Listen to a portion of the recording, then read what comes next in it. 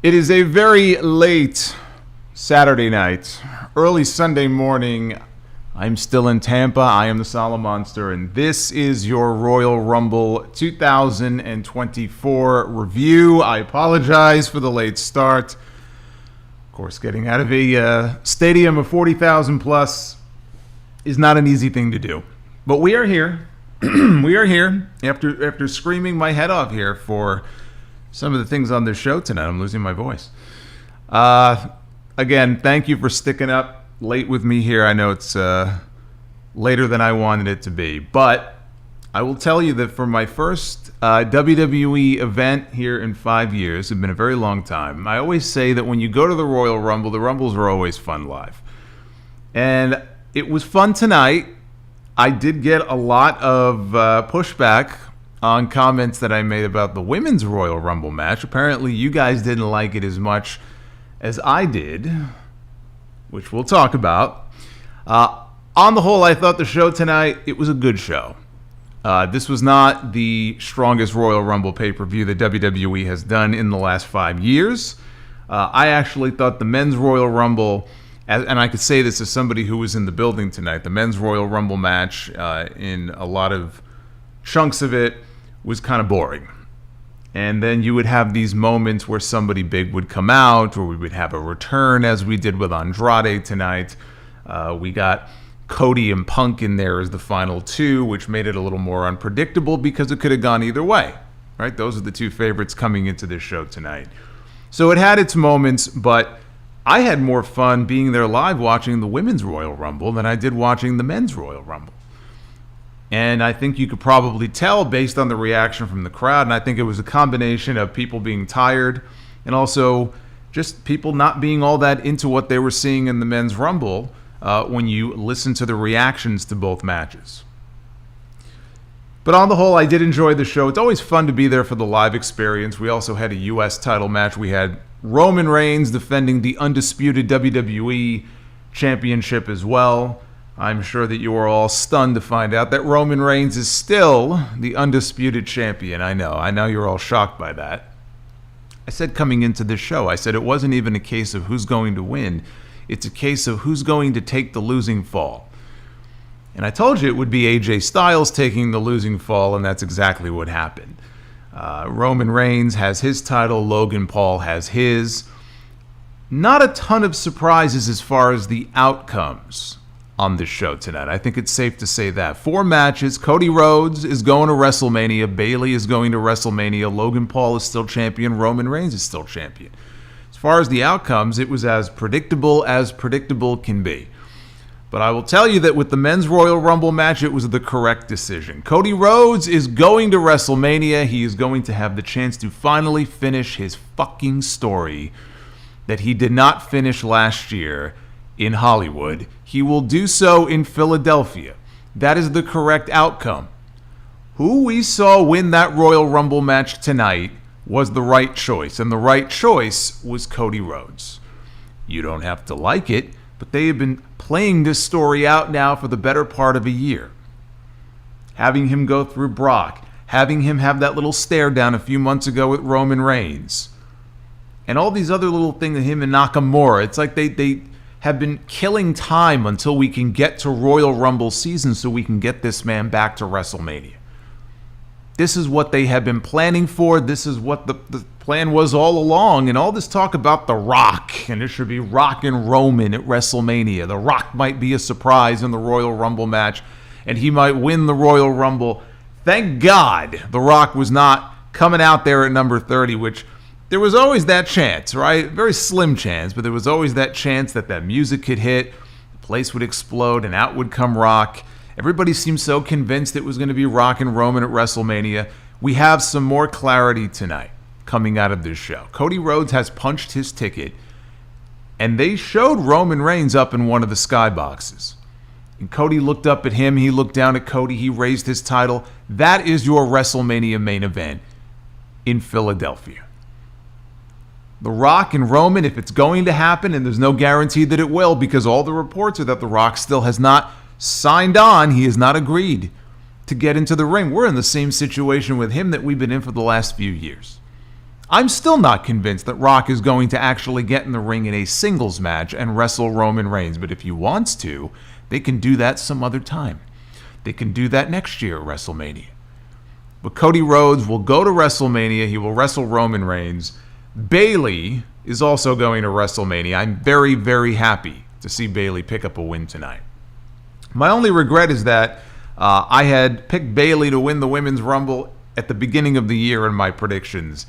And then I had a change of heart this week, and I went with Becky Lynch. Got that one wrong, but I got the Cody one right. We're going to get into this entire show. Again, it is late. I will try not to keep you for too long, but this is your Royal Rumble 2024 review. Please hit that like button, and also hit that subscribe button if you are new here. If you have not already subscribed, I would love to have you as part of the channel. Prior to the event tonight, I got to meet some of you over at Ferg's Sports Bar, which is right across from Tropicana Field. I did not realize, I underestimated how gigantic this place was. And if you were there, you know exactly what I'm talking about. This place was huge. Great place to hang out, though, you know, if you're going to go there before a baseball game or a football game or a wrestling event. So for the people who I was able to meet, it was very cool. I apologize to anybody who I did not get the chance to meet. But from there, we went to Tropicana Field. My first time at I've heard a lot of horrible things about Tropicana Field as far as the sight lines and things of that nature. I didn't have that issue. We had pretty good seats. We were actually right up just in the level above where the entranceway was. Coming out of the dugout, every wrestler would come out. We were in the section right above. So we had a great view of the action. They took the netting down so we didn't have the fucking baseball netting in front of our faces. And so my experience there in that stadium tonight was actually positive. I didn't really have anything negative to say about it. But again, it's been so long since I've been to a stadium show for WWE, you just forget how gigantic of a production it really is. And so that part of it was very cool. And they claim to have almost 50,000 people. I don't know how embellished that number is. It was looking like 40. They announced 48. Maybe it was somewhere in the middle. There were a lot of people there, though. There were a lot of people. And the reaction for Cody and Punk, even before the show started, you look around, the people wearing Cody merch and Punk merch, a lot of Punk shirts, a lot of CM Punk merchandise all over the place. It was pretty split. Punk had his fans, Cody had his. And it felt that way, too, when it came down to the two of them at the end of the Rumble match. I don't know if it came through that way on television. I'll have to go back and watch. But in the stadium, it was pretty, maybe about 50-50. It wasn't like one person was being overwhelmingly booed over the other. So as far as the live event experience is concerned, again, great seats we had, stadium, great location and all that. They opened, let's kick off with the opening match. They kicked off with the Women's Royal Rumble match. And because I was there, I don't have some long list of notes. But what I do have here, and I'll just read from it, it'll refresh my memory as we go along here, is the order of entry and the people who were in the Women's Rumble. Now, again, I, being there live, enjoyed the Women's Rumble more. I do not disagree with the people who didn't understand what I was talking about because they felt like the Women's Rumble was very sloppy. Fact is, most years, a lot of the action we see in these Women's Rumbles is very sloppy. And I don't know if part of that is just that they sometimes call up some more NXT talent, and there was NXT talent in the Rumble tonight as well, both Rumbles. And also, it may just be, frankly, a situation where you have women in there who either have not been in a Royal Rumble before or are simply not that good yet because they haven't had that much time in the ring on television. Maxine Dupree is the first name that comes to mind. I mean, she, in her limited time in this Women's Rumble, did not look good at all. It just, whether it was nerves or the fact that she is just so inexperienced. How many matches have we seen her in on Raw? Right? Maybe 2? So you had moments like that where you could tell people were either very inexperienced or just had an off night, whatever it was. So I agree with you. There were a lot of very cringy, sloppy moments in this Women's Royal Rumble, but I think the final 6 or so women that they had in there, the way they utilized some of these women, the way they utilized the surprises, and we got a bunch of them here in this match, And then the crowd was just into everything, on the edge of their seat towards the end there, when you had Jade and you had Bianca and you had Becky and you had Liv. As I think back on it now, especially when you look at the end of the women's and the end of the men's live, it was so much more exciting there to watch those final few minutes of the women's Royal Rumble match. Even if the body of it was, again, sloppy or whatever words you may want to use. They opened with Natalya and Naomi. So they didn't waste any time throwing a surprise out there. Naomi was probably the least surprising surprise of the names that we saw in this match. But she got a tremendous reaction from the live crowd. Everybody knew who she was. She obviously was very, emotional in there, getting that kind of reaction. It was very cool to see that. She had just wrapped up with TNA, so she was free and clear of all of her obligations. Every indication was that she was coming back to WWE. She is officially back. And she was the Iron Woman in this Royal Rumble match. I think she went a little over an hour. She had her own little Ric Flair Iron Man performance. She went about 62 minutes in this match. So it opened with those two. Bayley was out at number 3. Speaking of Flair, Flair entered at number 3 in 92, went on to win the entire thing. Why? He was in there for 62 minutes. Bayley enters the Royal Rumble in the number 3 spot. She wins the entire thing, which we'll get to. But she's in there for about the same length of time, about 63 minutes. So she put in a hell of a Iron Woman performance here tonight. And she had a bunch of eliminations, too. I think she had about half a dozen, 6 or 7 eliminations. We had Candice LeRae, and then we had at number 5, entering the Women's Royal Rumble match, we had Jordynne Grace. And this was the big surprise of the Women's Rumble. A couple of years ago, we had Mickie James in the Women's Royal Rumble match at a time when she was the Impact Knockouts champion. And that was surprising in and of itself, because when was the last time WWE took a champion, male or female, from another organization and had them as a surprise in the Royal Rumble, right? That doesn't happen very often. So Jordynne Grace, and I know that there was some news earlier in the day. I tried to avoid spoilers as best I could. I knew that this was floating around. Something about TNA was floating around out there. I really didn't care personally to know who it was. I figured I'll be surprised like everybody else. And I'm glad, because when they put her name up on the screen and she walked out, it was genuinely surprising to me. And she went in there.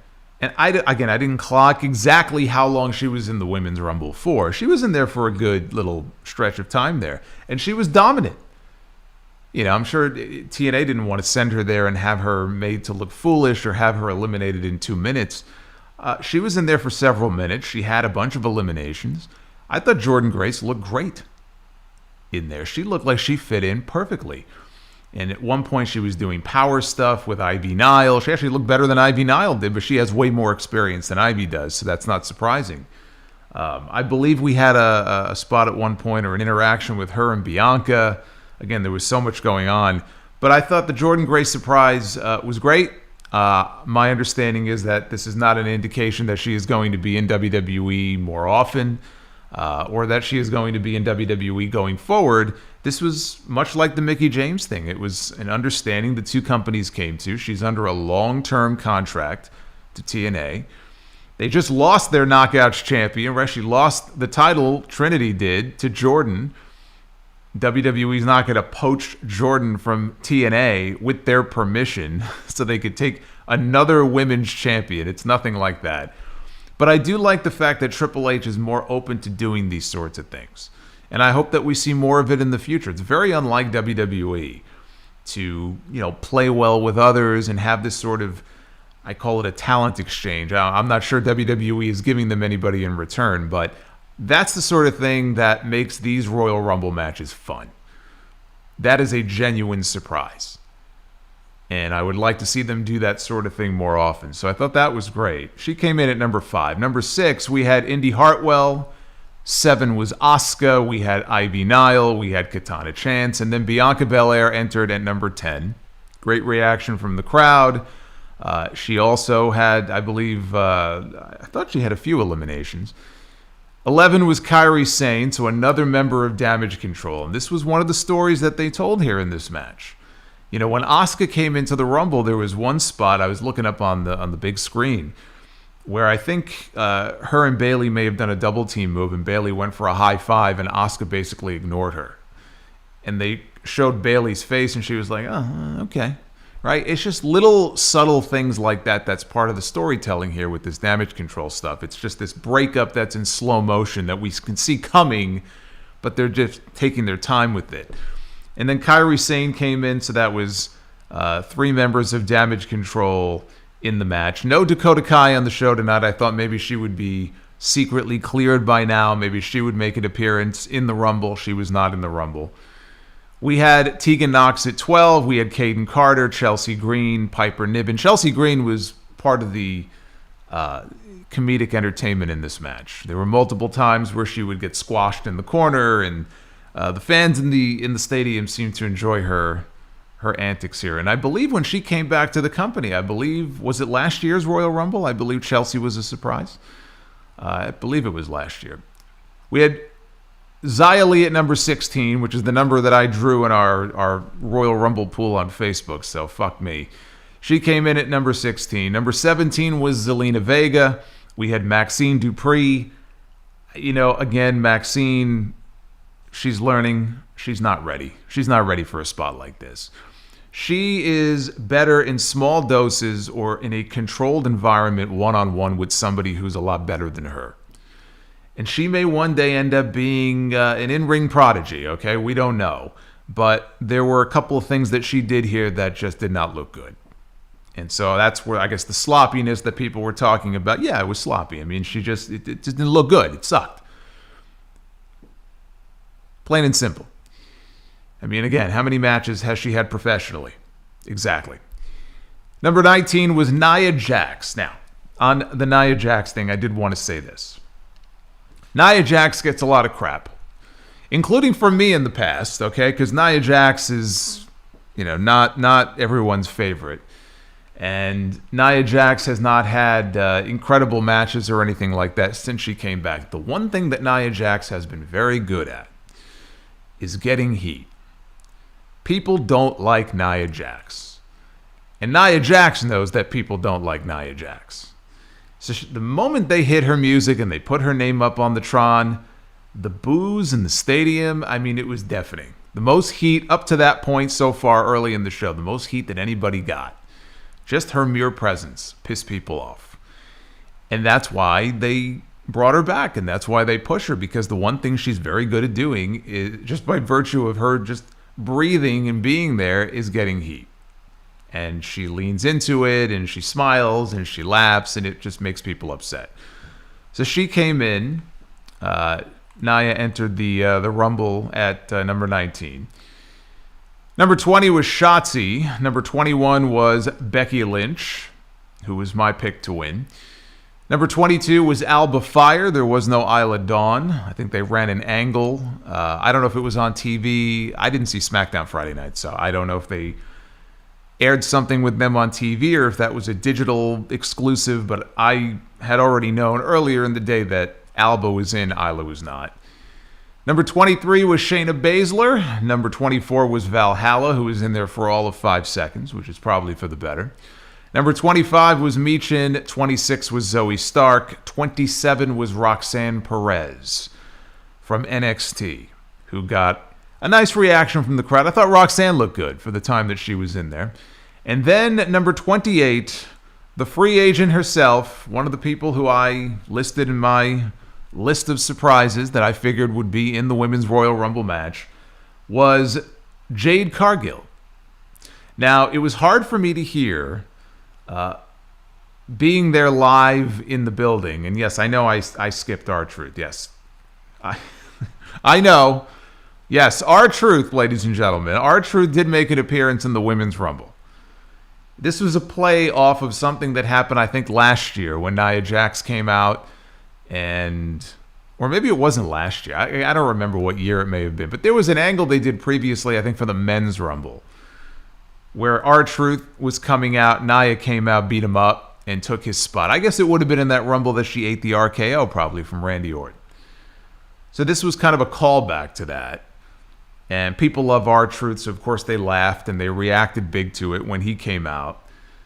But anyway, yes. So thank you for reminding me that R-Truth was disrespected. Yes. Yes. Anyway, back to Jade. Let's talk about what matters here. Let's talk about Jade Cargill. Jade Cargill's music. Now, correct me if I'm wrong. It was hard to hear in the stadium. It sounded very similar to her music from AEW, almost identical. From the opening where she says a storm is coming to the music itself. So I don't know that it was exactly the same theme. But in the stadium, it sounded very, very similar, which was cool. Which was cool because her music in AEW was fine. It was her music. It's associated with her. But she came out, she got a superstar reaction. Like a megastar reaction when she came out. And of course, she looks like $1 million because she always looks like $1 million. She's built like a fucking superhero. That's why they signed her. Because she looks amazing and she's like a walking, real-life human superhero. So she comes out, and I thought that Jade, for what she did in the Royal Rumble, for what they had her doing in this match, she looked very impressive. All the stuff that she did looked smooth. She didn't, go out there and embarrass herself or start botching things or dropping people or anything like that. They had her doing a lot of power spots. So I thought this was a great first appearance for Jade Cargill. Whether or not she's going to stick around and be full-time on the main roster remains to be seen. Is she ready for that? Is she ready now, let's say, to go to WrestleMania and have a singles match? A 10 or 15-minute singles match with someone, whether it's Bianca or someone else. I don't know. She's been having training sessions at the Performance Center. Only they can speak to how much progress she has made. But I think it might be a big ask to put her in that spot this quickly. But tonight, I thought that she delivered in spades. And again, they really put her over in a very strong way with the people that she eliminated. She was in there pretty much right up until the very end. That is how you debut someone. You debut them in a dominant fashion. You make them look as strong as possible because on night one, you want the fans to look at her. And just based on how they're using her, you want the fans to be like, in their head, okay, she's going to be something big, right? Look at all the people she eliminated. Look at the way she's manhandling people and pressing them over her head. And all of this stuff. So they did everything. Triple H did everything he could possibly do tonight to tell you, even though she didn't win, that Jade Cargill is going to be a massive star for this company. So I thought that was great. Number 29 was another NXT star, Tiffany Stratton, who is more than main roster ready. Again, I don't know if this was her call-up. I don't necessarily read this as her official full-time call-up. But if they wanted to call her up, I certainly wouldn't argue with that. I think she's ready to be called up to the main roster. And then number 30. I will tell you that I had forgotten I had picked AJ Lee and Liv Morgan as two of the other surprises in this match. And my mind was on AJ. I forgot about Liv. So as the countdown came on and they were counting down to number 30, I'm thinking, okay, maybe this is going to be AJ Lee. They're going to play Let's Light It Up, and everybody's going to go crazy. And then they hit Liv Morgan's music, and people gave her a nice reaction. But if AJ Lee would have come out in that spot, I guarantee you the people in the stadium would have lost their fucking minds. But there was no AJ Lee on the show. It was Liv Morgan. Liv Morgan has been ready for a while to make her return. Last time we saw her, Rhea Ripley broke her arm. I think that was the story, or she injured her on TV. That was her write-off many months ago. She had a shoulder issue. So she's been ready to come back for a while. Actually, before I even go on, I have to mention this. Maybe this person is even listening or watching. When I was at Ferg's earlier in the day for the meetup, I looked over. Somebody pointed out to me there was a person at the bar who was wearing a Liv Morgan mugshot t-shirt. It was just a white t-shirt with her mugshot on there. Now, Liv Morgan has probably the best mugshot that I've ever seen. I don't know that I would walk around wearing it on a t-shirt necessarily. But I just thought that was fucking Incredible. I was not expecting that. So there was at least one very big committed Liv Morgan fan in that stadium tonight. But she came out at number 30. And we ended up here at the end. Now, again, I was a huge fan of the final few minutes of this Women's Royal Rumble match. And what we came down to was you had Bianca Belair was out there. You had Naomi. I mentioned Naomi was the Iron Woman. Naomi got eliminated by Jade Cargill, but she went almost the distance. So even her coming back, and I don't know what brand she'll be on. My guess would be SmackDown, because that's where Jimmy is.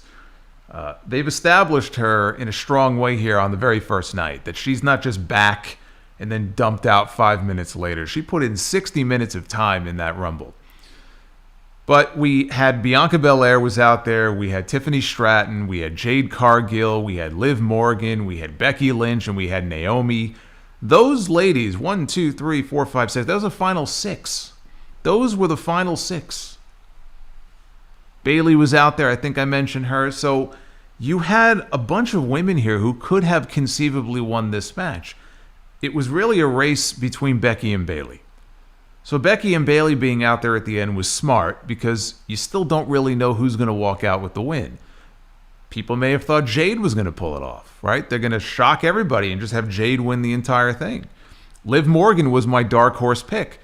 I could have seen it Liv Morgan win, and then her going on to challenge Rhea Ripley to try to get her revenge. So I love the fact that you had any number of women here who conceivably could have won this match. The people in the stadium were reacting to these final 6 women here, the final 6, in a major way. Like, they were very excited that it came down to these women. And it just made for a fun finish. And people started being eliminated here. We had Bianca, who was eliminated by Bayley. We had Tiffany Stratton, who was also eliminated by Bayley. And then Jade Cargill and Liv Morgan are working together, and they're out on the apron. And Liv executed, I think it was Oblivion. I think she hit Oblivion to Jade off the apron. Jade hits the floor. Liv holds on, but then Bayley from the inside kicks her out. She boots her off the apron. Liv Morgan hits the floor, and Bayley is the winner of the Women's Royal Rumble match. The people at Tropicana Field cheered for this woman like she was a conquering babyface. If you're wondering whether or not people were happy to see Bayley win this match, they were very happy. Becky Lynch had her fans, but people wanted to see Bayley win this match. She was my original pick to win. It fits in with the Damage Control storyline because now, remember, the plan that Bayley had told all of her fellow Damage Control members about, right? We're going to win gold, which Asuka and Kairi did on SmackDown last night. They're the women's tag team champions. She's going to win the Rumble. She's going to go on to challenge Rhea Ripley at WrestleMania. You and I both know she's not challenging Rhea Ripley at WrestleMania. There are things that are now going to play out on TV with Damage Control that will lead to Bayley and Io for the WWE Women's title at WrestleMania. And you could see the Bayley babyface turn coming. It's been long enough. This woman has been a heel since 2019. The time has come. I was very happy to see Bayley win the Royal Rumble. I made the comment on Twitter. I said, always the bridesmaid, never the bride. That's the best way I could describe Bayley, compared to her fellow horsewomen, Charlotte and Sasha when she was there, and Becky, and frankly, even Bianca. Look at the success that Bianca has had. Every match up to now that Bianca Belair has been in at WrestleMania has been a title match.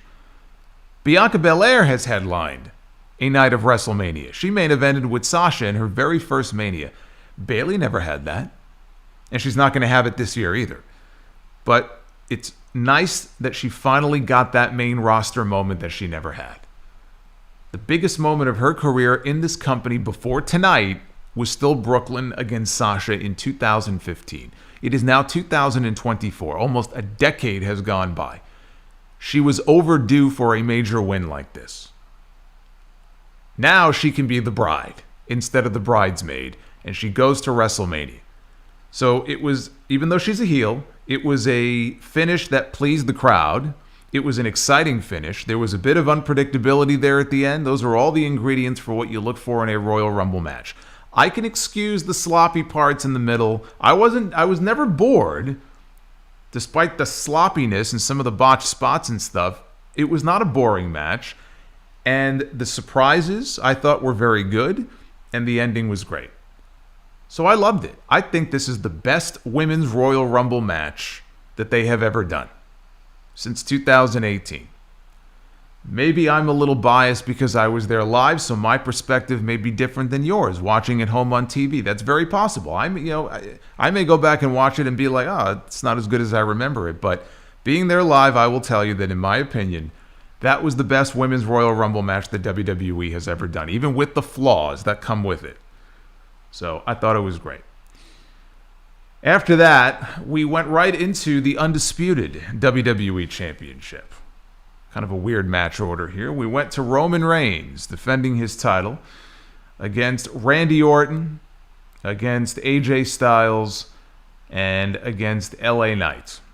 That was the second match on this show. And again, 4 matches only, but I can't remember a pay-per-view where Roman Reigns in a title defense has been in the second match on the card. That never happens. LA Knight, for those of you who have written into me and said, does LA Knight feel like he's losing some steam? Does it feel like maybe the bloom is coming off the rose? Not in St. Pete. People were big time into LA Knight. A lot of LA Knight merch, a lot of yeah chants waiting in line. LA Knight is over. LA Knight may never be the world champion. I don't know. I can't sit here and tell you that he will be, but I will tell you that he has finally achieved what I think he has always been searching for in his career, which is acceptance as a top-tier player in WWE. It's what he always wanted. He's there. Whether he is the champion one day or not, he's in a much better position now than he was a year ago. So Roman Reigns comes out, and he still has that aura about him. After all these years, he's been champion. He comes out. Everyone's putting their fingers up in the air, right? It's a big deal when Roman Reigns comes out. By the way, I should mention with all this Hogan talk, Hogan, I believe, was there because before the show started, people started chanting Hogan, Hogan, and they were looking up at one of the skyboxes off to my left, and it appeared that he was actually at the stadium there live for the show, which I thought was great because that meant he wasn't actually going to lumber on down to the ring for the Rumble itself. Although by the time he would have had to come down from that skybox and stretch and warm up, he wasn't going to make it anyway. He might still be warming up at the stadium. Takes a bit to warm up those old bones. But yeah, I believe Hogan was there. But anyway, Roman Reigns came out, and we had this fatal 4-way match. And again, I don't want to get into the specifics here because I don't have any notes. I don't need the notes. I thought it was a well-worked match. I thought it was good. But here's the problem that we have now run into, and frankly, we ran into this months ago. But it was very noticeable here on this show, and I can even hear it from some of the people in my section. Roman Reigns has been champion now for a very long time. There are a lot of people who believe that WWE is going to keep the title on him at least until the fall so that he can pass Hogan's record, brother. Even though there is no record for Hogan, I'll keep saying it. There's no record. He has a certain number of days that he was the champion for. But at best, he's number 3 on the all-time list. There is no record to be broken. But people think, well, you got to keep the belt on Roman because that way they can erase It's like he's being erased. So Hogan goes from 3 to 4. Like, you people are out of your fucking minds. Seriously. I keep hearing this stuff about Hogan and the record and all this stuff, and it just makes me laugh. Like, these people, do they listen to what they're saying here? It makes no sense. But it was very apparent this match tonight, by the time it was over, exactly why you cannot keep that title on Roman Reigns until the fall. You cannot keep that title on Roman Reigns for another year. This is the time to take the championship off of Roman at WrestleMania 40. Plain and simple.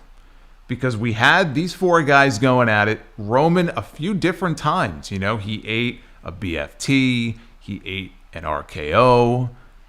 And they made you think that he wasn't going to kick out. AJ would come in and break up the fall. And this guy would come in and break up the fall. Of course, Solo Sikoa got involved in this match. Stop me if you've heard this before. You know, the NWO was cool for a while too, until they kept repeating the same shit over and over again. Just remember that. Solo Sikoa gets involved here. He basically costs Randy Orton a possible undisputed title victory here in this match, which I think is probably going to be the setup for Orton's match at WrestleMania. The way that they kind of framed things here really made it look like Orton and Solo may be the play for WrestleMania, because there really is no other obvious opponent right now for Randy Orton. Yeah, there was a period there where I thought maybe they were actually going to build something with him and Nick Aldis. They haven't really revisited that at all. I thought if John Cena was going to come back, he would get his win back over Solo at WrestleMania. I'm not even convinced John Cena's wrestling at WrestleMania. So Orton and Solo may be the play. But in the end, Roman Reigns, of course, retains the undisputed WWE Championship. He pins AJ Styles to do so, which was the way to go, because you don't want to pin LA Knight twice. He already got pinned at Crown Jewel, and so you don't want to pin him a second time. Randy, big name, right? Maybe at some point they want to do Roman and Randy. I don't know when that would be, because it doesn't look like Roman's going to be at the Elimination Chamber, and he should lose the title at WrestleMania.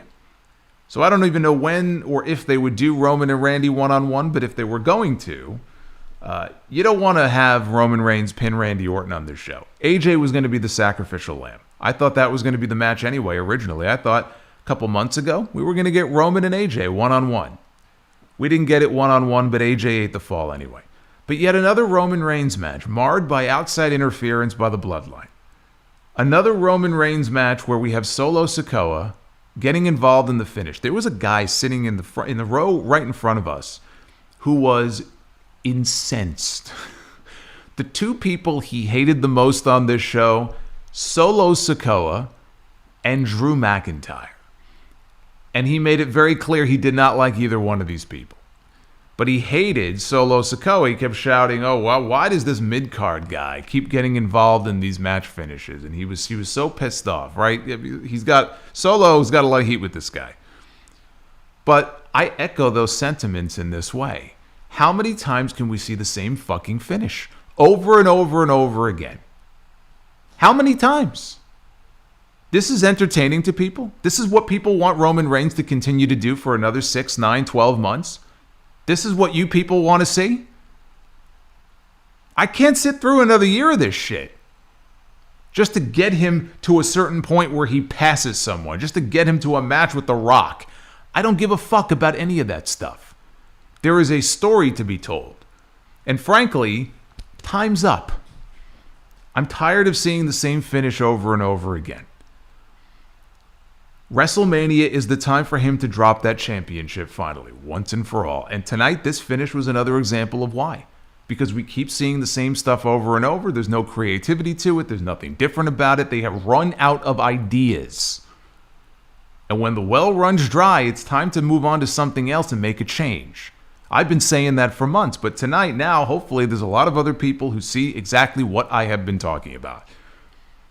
It is time for a change. Roman has had an incredible run. He has had a legendary run. It's a Hall of Fame run that he's been on. And he has been on top as a champion in this company at a time when business is booming, and he's part of that. He is. But the time has come. They are creatively bankrupt when it comes to these Roman Reigns matches at this point. They're all the same. And they all end the same way. There's nothing exciting about that.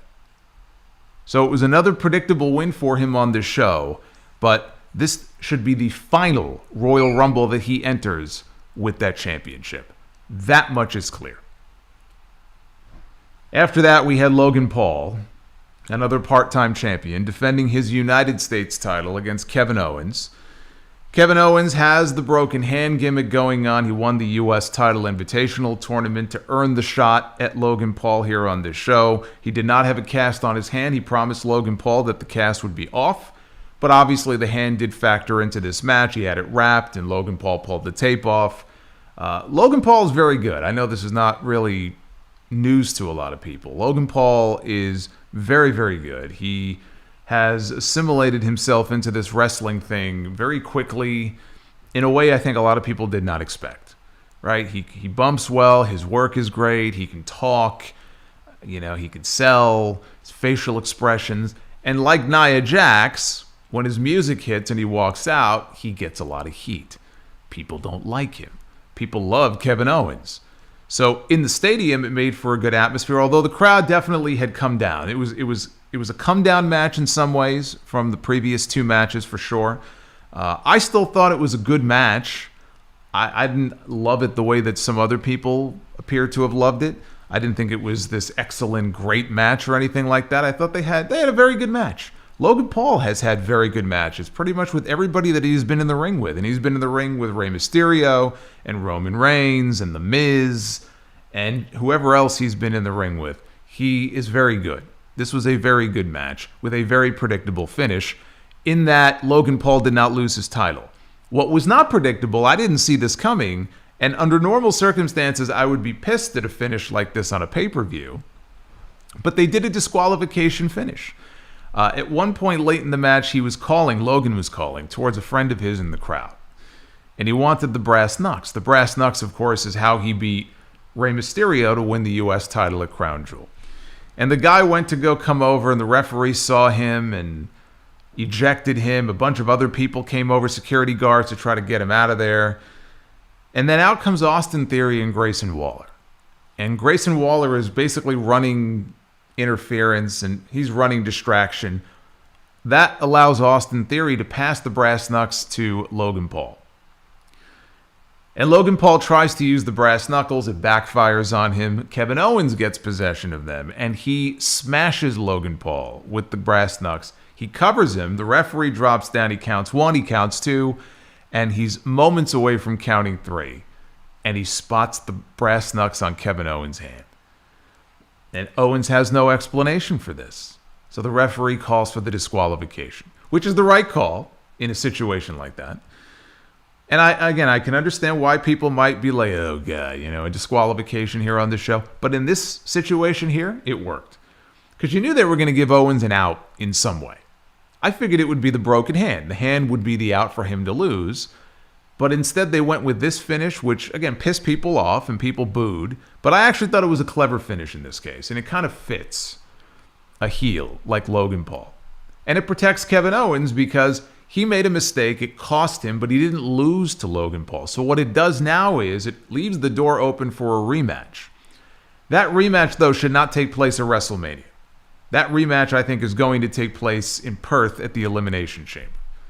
So I don't think we've seen the end of these two together. But the WrestleMania match, I've been saying, and I will continue to say, should be LA Knight. You've got to get gold on LA Knight. It's not going to be the Undisputed title. It's not going to be the World Heavyweight title. So you have the Intercontinental title on Raw, and you have the U.S. title on SmackDown. Logan Paul and LA Knight, just the verbal jousting alone heading into WrestleMania would be gold.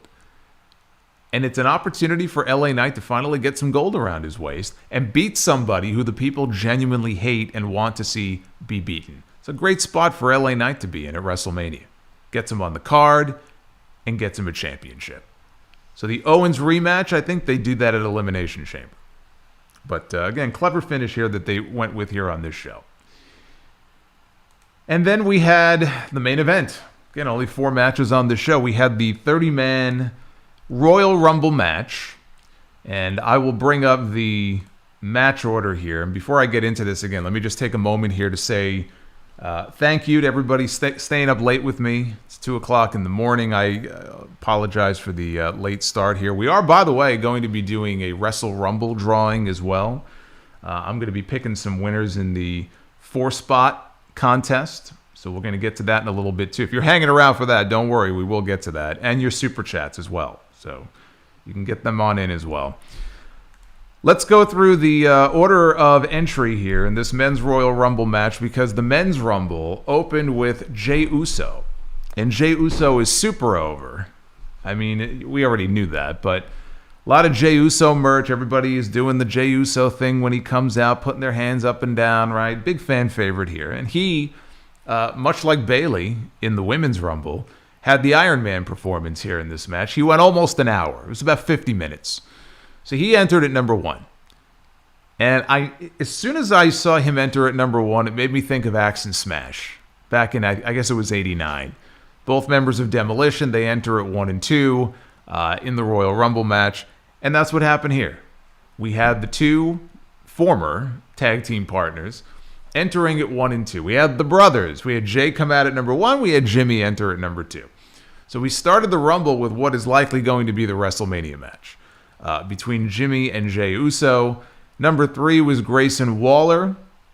We had number 4 was the first surprise, one of the few surprises in the men's Rumble. We had more surprises in the women's Rumble than we did the men's.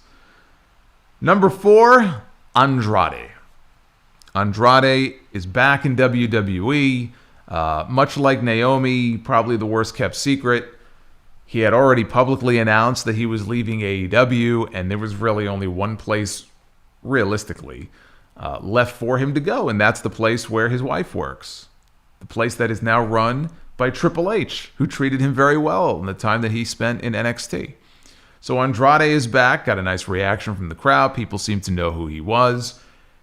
And he was a babyface in this match, at least to this crowd. I don't know if he'll end up as a babyface or a heel on SmackDown, which is where I presume he's going to end up. But he was certainly a babyface here in this match. Number 5 was Carmelo Hayes from NXT, who's been making appearances on SmackDown in recent weeks. I think he's going into WrestleMania weekend, stand and deliver, probably going to wrestle Trick Williams. Coming out of WrestleMania, I would expect Carmelo Hayes to be full-time on the main roster.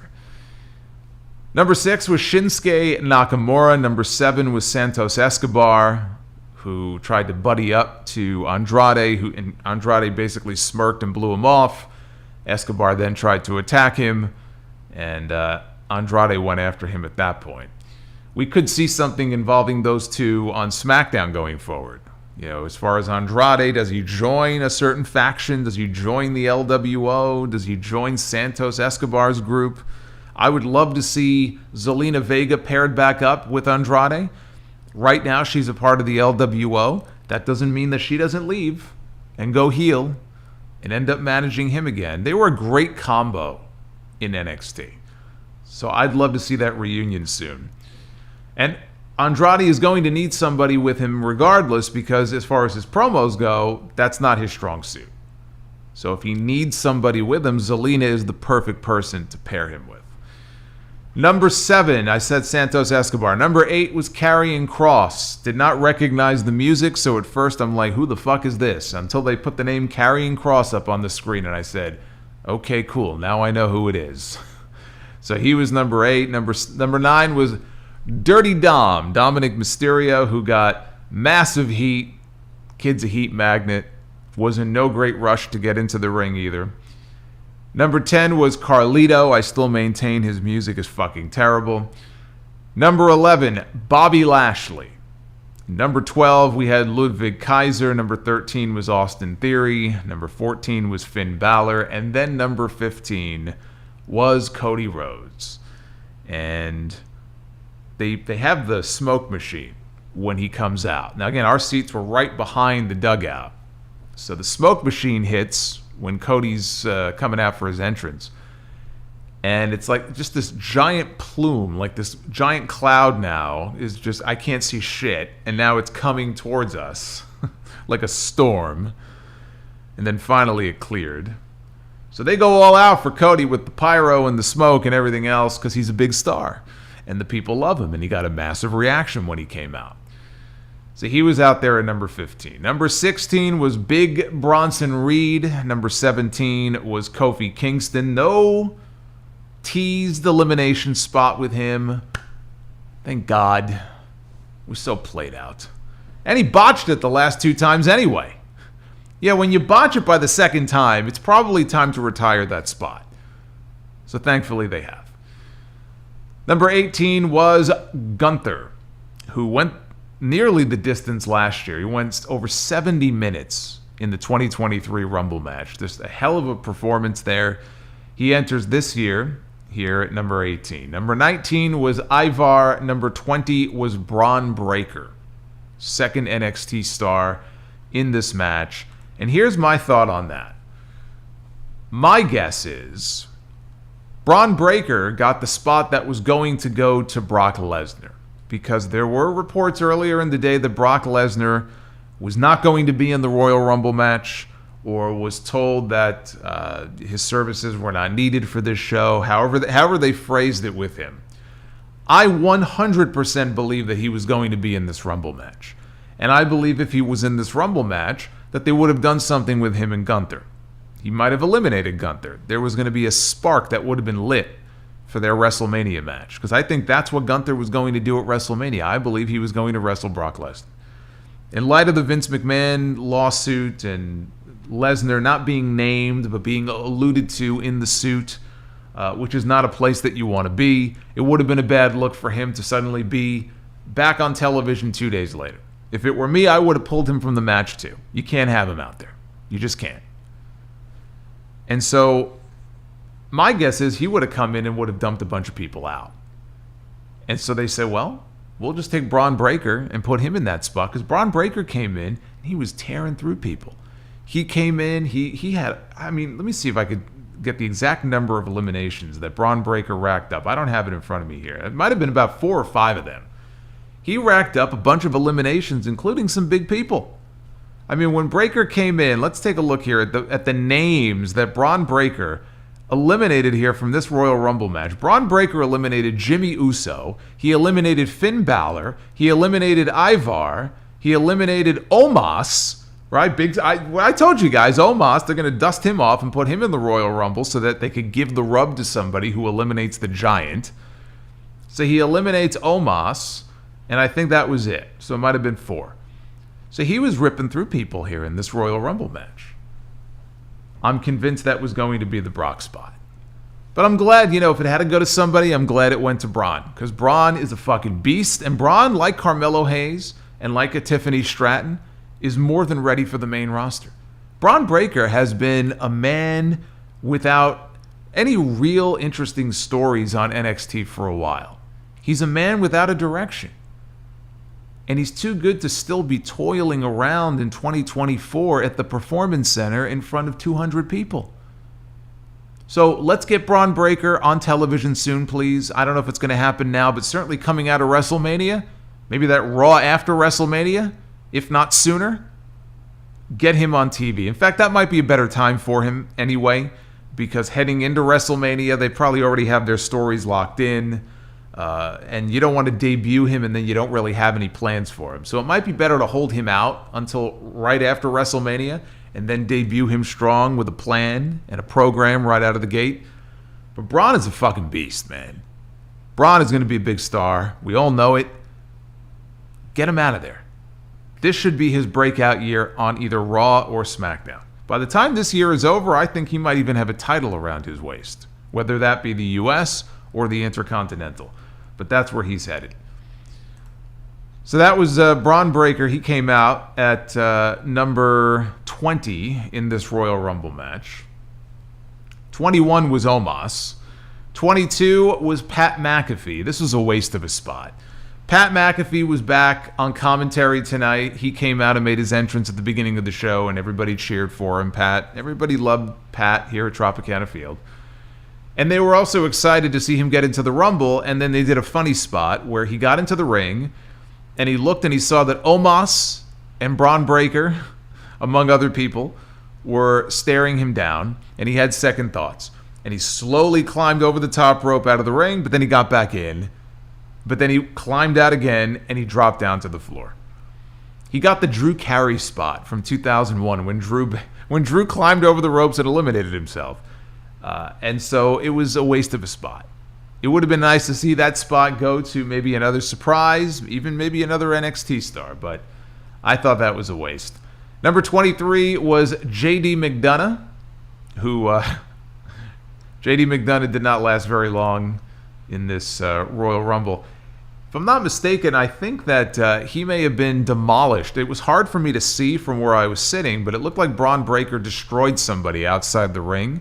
And I think he got eliminated. Braun was eliminated by, of all people, Dominic Mysterio. You talk about heat.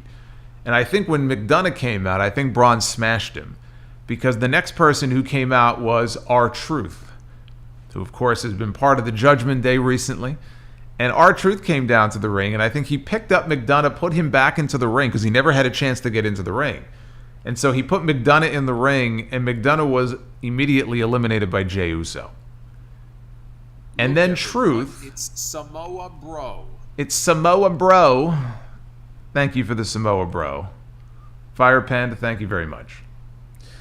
R-Truth gets up on the apron, and he's reaching for the hot tag. He's reaching for a tag in the Royal Rumble. I'm not sure if that's better or worse than Randy Savage trying to pin Yokozuna in the Rumble in 1993. Actually, that's far worse because Savage was a veteran. He should know better. I don't know why you would try to score a pinfall in a Royal Rumble match. That finish still annoys me to this day. But he's reaching for the hot tag from Dominic, and Dominic is like, what are you doing? And Gunther comes up from behind Dominic, and I think he put him in a sleeper hold, and Dominic was able to break out of it, and he dove, and he got the hot tag from R-Truth, and I swear to you, everybody in the stadium, they popped huge. They loved it. They love Truth. R-Truth is fucking great. He is just the perfect comedy relief that is needed on these shows. Sometimes they go a little overboard with it, but in a spot like that, that was a funny spot. That was fucking great. So Truth got into the match at that point. Dominic Mysterio was out at number 21. Number 22 was The Miz. We had number 23, or rather, do I have my numbers right here? Let me see here. No, I think the number, no, I mentioned the wrong number. Ignore that. JD was 23. R-Truth was 24. Miz was 25. Number 26 was Damian Priest. And then out at number 27, a spot that has been occupied by many, I think, winners before. I think 27 has been historically a spot where a lot of winners have come out of that spot. But we had CM Punk. This was CM Punk's first Royal Rumble in 10 years.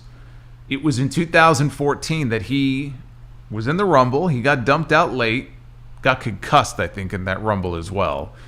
And then the next night at Raw, he walked out. I think it was in Cleveland. He walked out.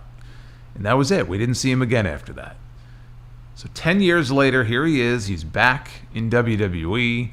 They hit his music. I put the video clip to give you the live perspective up on Twitter. But he got a monster reaction when he came out. You know, this is a big moment, obviously, him making his big return. I was very curious to see how he would look and come across in a match like this that he has not been in a very long time, where he's dealing with a lot of different arms and legs and bodies. And also his first television match since he came back to WWE. He's had a couple of house show matches, and that's it. You know, he's wrestled Dominic, I think, in New York and LA. I don't believe he's had any other matches. And I saw the video of him on their YouTube channel at the Performance Center. He was training with Braun Breaker and Carmelo Hayes and Trick Williams, and then also imparting some advice on them. But they were, you know, rolling around with him and doing drills and spots and stuff, and, you know, probably trying to get his ring cardio up. Watching him here in this Royal Rumble match, he got blown up very quickly. And again, he came in very late in this Rumble. It wasn't, I mean, there were parts where they would show him on the big screen, and it looked like you would have thought he entered at number 1. He was huffing and puffing. I mean, he was breathing so heavily. It looked like he was gasping for air at different points. And again, I understand that part of that is ring rust. He just has not been in the ring very often since, I guess, Wembley Stadium, right? Since the match with Samoa Joe at Wembley, which was back in August. But I didn't think he looked great at all in this Rumble match. Just as far as his performance and just how he came across. I'm not talking about his physique or anything like that. He looked normal to me. But it just looked like he's going to have to work out the ring rust a little bit more. Because I didn't think Punk looked good at all here in this match. But he came in there at number 27. We also had then at number 28 was Ricochet. Number 29 was Drew McIntyre, which again pissed off the guy that was sitting directly in front of me. And number 30, this was where I started to get a little nervous here. I started to get a little nervous because I was thinking, you can't completely rule out the possibility that The Rock could come out here at the end of the Royal Rumble match and The Rock will just win the entire thing and go to WrestleMania to wrestle Roman Reigns. But surely they wouldn't do that. Surely they wouldn't do that because Rock and Roman does not need to be for a title. And so why have Rock win the Royal Rumble when it vaults you to a main event match at WrestleMania for the championship, a championship that he does not need? It was not The Rock. Number 30 in the Royal Rumble match was Sami Zayn. And as soon as Drew McIntyre came out at number 29 and I realized we only had one spot left, I knew it was going to be Sami.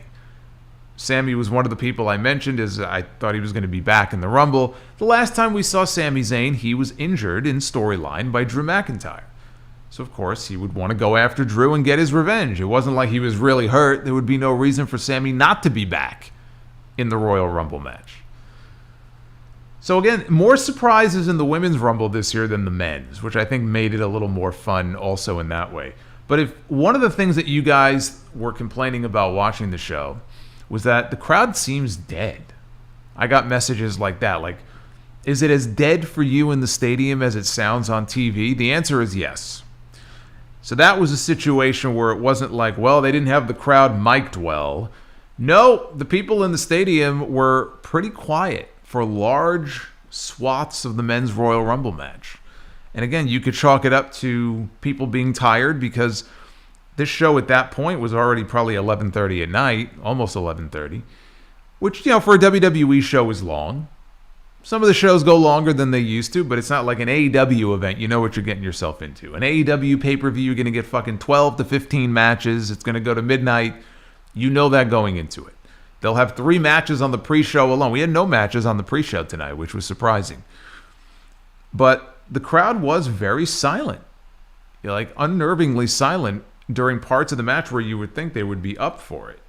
Because there were some big names in that ring. You had Cody and Gunther and Punk and Drew and Sammy, who people love. And yeah, I mean, it just felt to me like there was this feeling of exhaustion with the audience. It just wasn't as exciting. It felt to me like the men's Rumble match just never got out of first gear. They were just stuck in first gear, and they never really got beyond that point. It was missing something exciting. There was an excitement level that just wasn't there. But again, Sammy was number 30. Just again, going through the eliminations here. Jey Uso, 50 minutes long. He got dumped by Gunther. Ricochet was eliminated by Drew McIntyre. Damian Priest was eliminated from the Rumble by Sami Zayn. Sammy was eliminated by Drew. Drew was eliminated by Punk. That is something to keep an eye on because now we're heading into the Elimination Chamber. And Drew and Punk, if they don't go one-on-one, I would expect them. There's going to be a chamber match, I would think, to decide who challenges Seth Rollins, who was also up at a skybox watching this, as Roman was. Not the same skybox. But my guess is we're going to find out in very short order, possibly as soon as Monday night, who Cody Rhodes is going to challenge at WrestleMania. And it's no surprise who it's going to be. So there should be a chamber match in Australia to crown a number 1 contender for the World Heavyweight title. Drew and Punk are going to be 2 men inside that chamber. Gunther probably won't even be on the show because I don't think he's legally allowed to leave the country for a few more months. So how they populate the rest of it, maybe Bronson Reed ends up in there. I don't know. It's too late for me to start fantasy booking what the lineup is going to be for the chamber. We'll do that next week. But that's why we had the interaction with Drew and Punk, and Drew being eliminated by Punk. Because now we have an issue between them going into the chamber. Gunther was eliminated by Cody Rhodes. And again, look at the names I'm mentioning here. I mentioned the final 6 earlier in the Women's Rumble, right? Becky, Liv, Jade, Naomi. Here, you had Damian Priest, you had Sami Zayn, you had Drew McIntyre, you had Gunther, you had CM Punk, you had Cody Rhodes. Same thing. Cody and Punk were really the two choices here. But you could envision a scenario where Gunther wins, right? He teased it on Raw Monday night. He told Seth, when I win the Rumble, I'm going to challenge you. So you had other potential winners there. Drew was another one, right? They've been really pushing him hard on Raw the last few months. But it came down to Cody Rhodes and CM Punk. It was 1994 in that way, or 2005. You want to say Cena and Batista. But, it came down to Brett and Luger in that Rumble. Now the only question was, as I'm watching this, are they going to go with a 94 finish, which would have been terrible. Thankfully, they did not do that. This is another one of those situations where the crowd should have been louder than they were, and it felt that way in the stadium too. Like, this is a big deal. We're down to Punk and Cody. These are the two big baby faces on Raw. And there should have been this electricity in the crowd for this final two that just wasn't there. And it wasn't that people didn't like Punk or didn't like Cody, because they got cheered plenty when they came out. People liked them. But just, it didn't have that reaction that you would expect. And also, frankly, I don't blame the crowd. It's not the crowd's fault. I thought it was a very slow, unexciting final few minutes with those two. There was a way to do it where maybe there was some more urgency to it. But again, Punk just looked completely gassed. And, they would knock each other down and they would take their time, get back up. They would, take turns going back and forth, trying to hit their finishers and stuff. And the crowd reaction just wasn't what you would expect. But ultimately, in the end, we did get a go to sleep from Punk. But it was Cody Rhodes who ended up eliminating CM Punk and winning his second Royal Rumble. Back-to-back, the first man to go back-to-back in the Royal Rumble since, I guess it would have been 1998, Stone Cold Steve Austin. 26 years. Or 25, whatever it is. 27. I don't know. It's been a long fucking time since we've seen back-to-back Rumble winners. But Cody Rhodes wins the Royal Rumble. Cody Rhodes points to the WrestleMania sign, which, by the way, is over my shoulder here. There it is.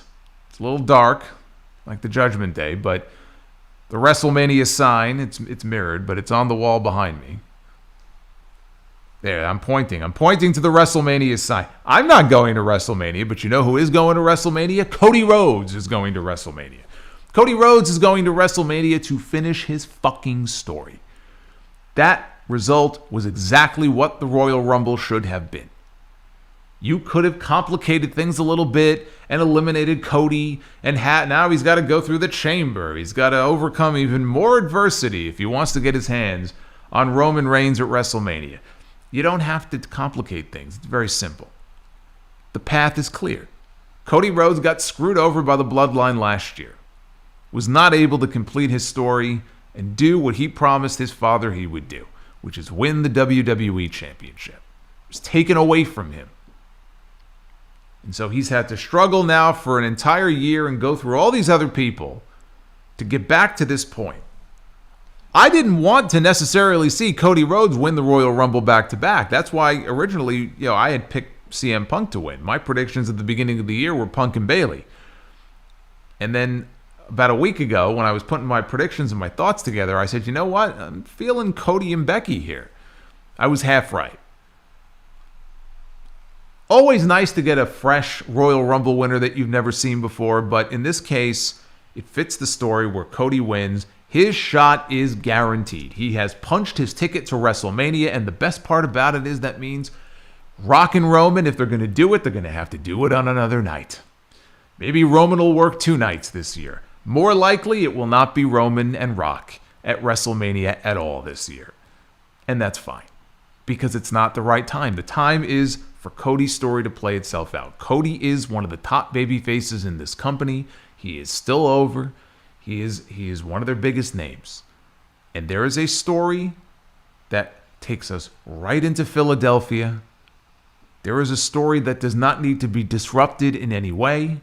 The people will side with Cody. They will cheer for him. They will be on his side. They will want to see someone finally beat Roman Reigns and end this reign once and for all.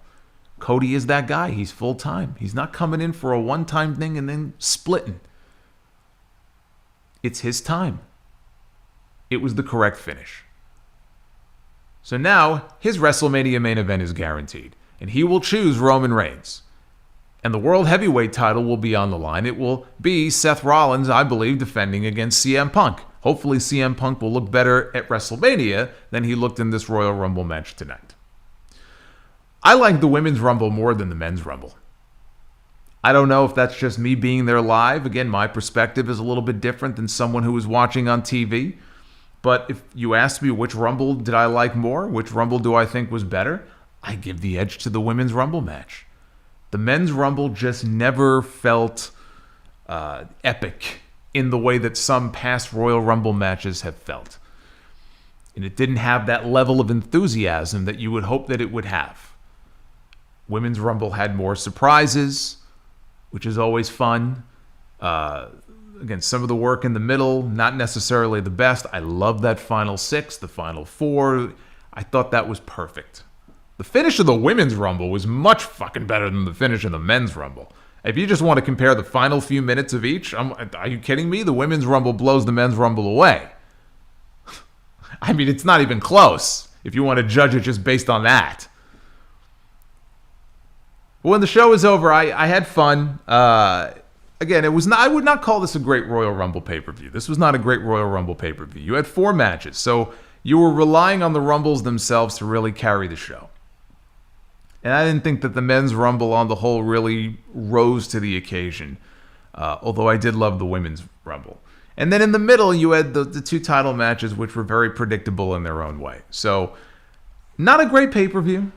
But I had fun being there live. Again, for me, it had been 5 years since I'd been to a WWE show or a big stadium show like that. I enjoyed myself. I had fun.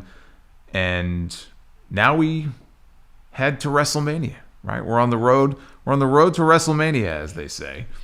And we shall see where things end up on that front. But that was the Royal Rumble 2024 edition.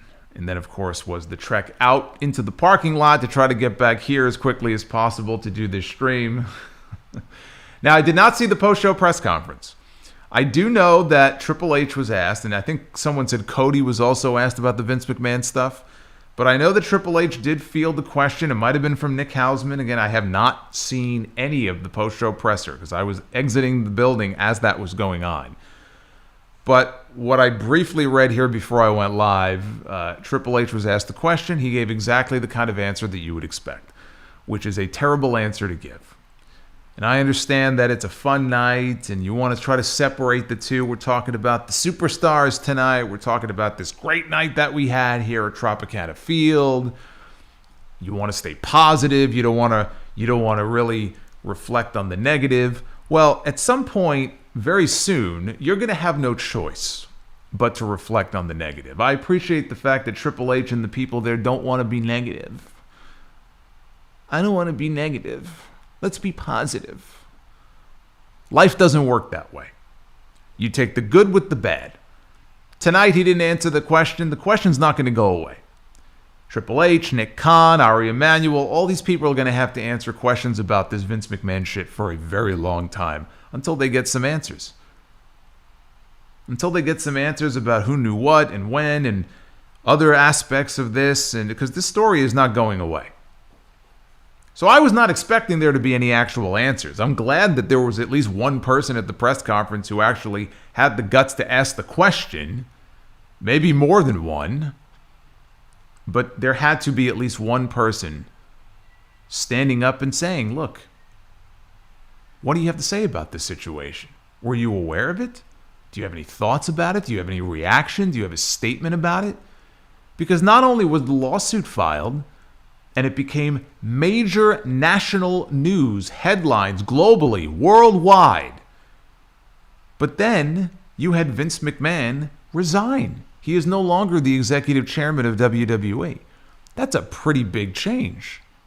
Even if that was a mostly ceremonial title, it's a perfectly valid question. You can dodge it now, but you're not going to be able to dodge it forever. Hopefully their feet will be held to the fire and they'll have to answer questions at some point. Unfortunately, hey, that's the position that they have now been put in. It's going to make a lot of people there very uncomfortable. Slim Jim, who had pulled out, they had paused their sponsorship of WWE and the Royal Rumble. As soon as Vince put the statement out saying that he was resigning from all of his positions, all of a sudden Slim Jim was back in the Royal Rumble game. That's where you know it hits them the hardest. When you hit them in their bank account, when you hit them with the sponsors. The moment that first sponsor said, hey, we're pausing and potentially pulling out, and there were rumors that other sponsors might be following suit, it was only a matter of time. It was only a matter of time before he was pressured into doing the right thing. Do I think he did that of his own volition? No, I don't. I think someone or some group of people, maybe Ari himself, got to him and said, look, you need to get gone. Now. And against his will, he did what had to be done. Like the first time that he stepped down, I'm sure it was kicking and screaming. Only this time he's gone for good. Because he doesn't have the power or the authority or the friends that are going to help him back in and allow him back into this company. We are finally rid of the Vince McMahon disease. And WWE will be much better off for it.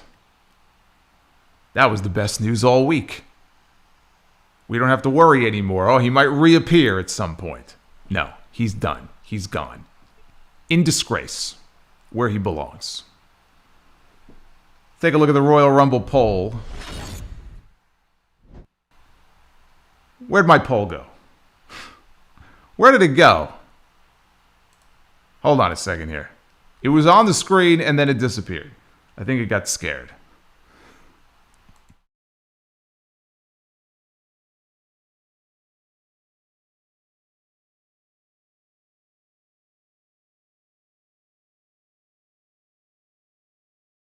You know, I just realized the microphone was not set up in the slide with the poll. That's why you didn't hear me there for a second. But let me see if I can... Oh my God. I knew I forgot something. I have a whole new setup here just for this, which, you know, I kind of very hastily put together here when I got back to the house so I can get live as quickly as possible. Let me drop the mic in here. Hold on a second.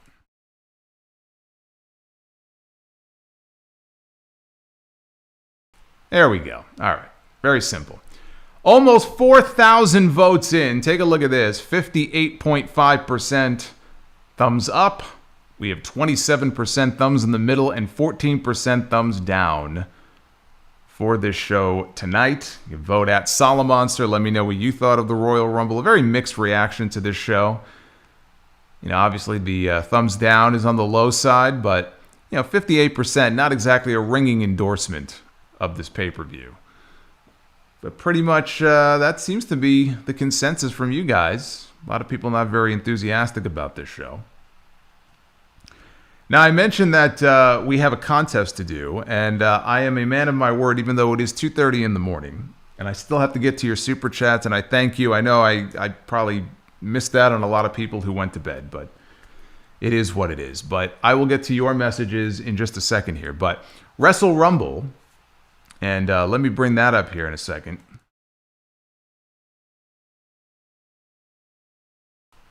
There we go.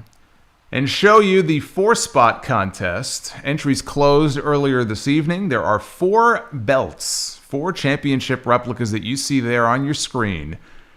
The World Heavyweight Championship, the Custom CM Punk belt, a Hasbro Winged Eagle, and the first place grand prize winner receives a Cody Rhodes Nightmare Eagle. How appropriate here. Cody Rhodes now, they should have awarded him that just by winning the Royal Rumble.